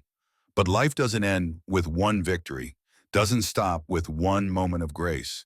Life keeps going, keeps testing, keeps throwing obstacles and joys and sorrows in equal measure. And Thomas and Catherine, they kept going too, kept fighting, kept loving, kept building something that mattered. They used Blackwood's money to expand the ranch, bought more cattle, hired hands, built a second barn, and then, true to their word, they used the rest to help others. They established a fund, called it the Eleanor Blackwood Memorial, for women escaping dangerous situations, for families facing foreclosure, for anyone who needed what they'd needed, a chance, a fight, A way forward. Dr. Porter administered it. Mary O'Malley helped screen applicants. Patrick Johnson provided legal advice. The whole community that had saved them came together to save others. Word spread. People came from all over the territory. Some they could help, some they couldn't. But they tried. Every single time they tried. Daniel grew up strong and kind, became a doctor like Dr. Porter, spent his life delivering babies and mending broken bodies and remembering what it meant to be saved. Emma grew up fierce and brilliant, became a teacher, taught children to read and write and think for themselves. Never forgot the woman who taught her that being strong wasn't the same as being an unbreakable. And Hope. Hope grew up loved, grew up knowing she was a miracle, grew up with parents who'd fought hell to bring her into the world and siblings who'd teach her everything they knew. She grew up on stories. Stories of a widow and a widower who'd found each other in the snow, who'd fought a cruel man in a crueler winter, and their own fears and won. Not perfectly, not cleanly, but won nonetheless. She grew up believing in the power of ordinary people to do extraordinary things, in the strength of love to overcome hate, in the possibility of hope even in the darkest moments. And when she was old enough to understand, Catherine took her to the cabin, to the graves, showed her the 5 tiny markers. "These were my babies before you," Catherine said, "your brothers and sisters who never got to live.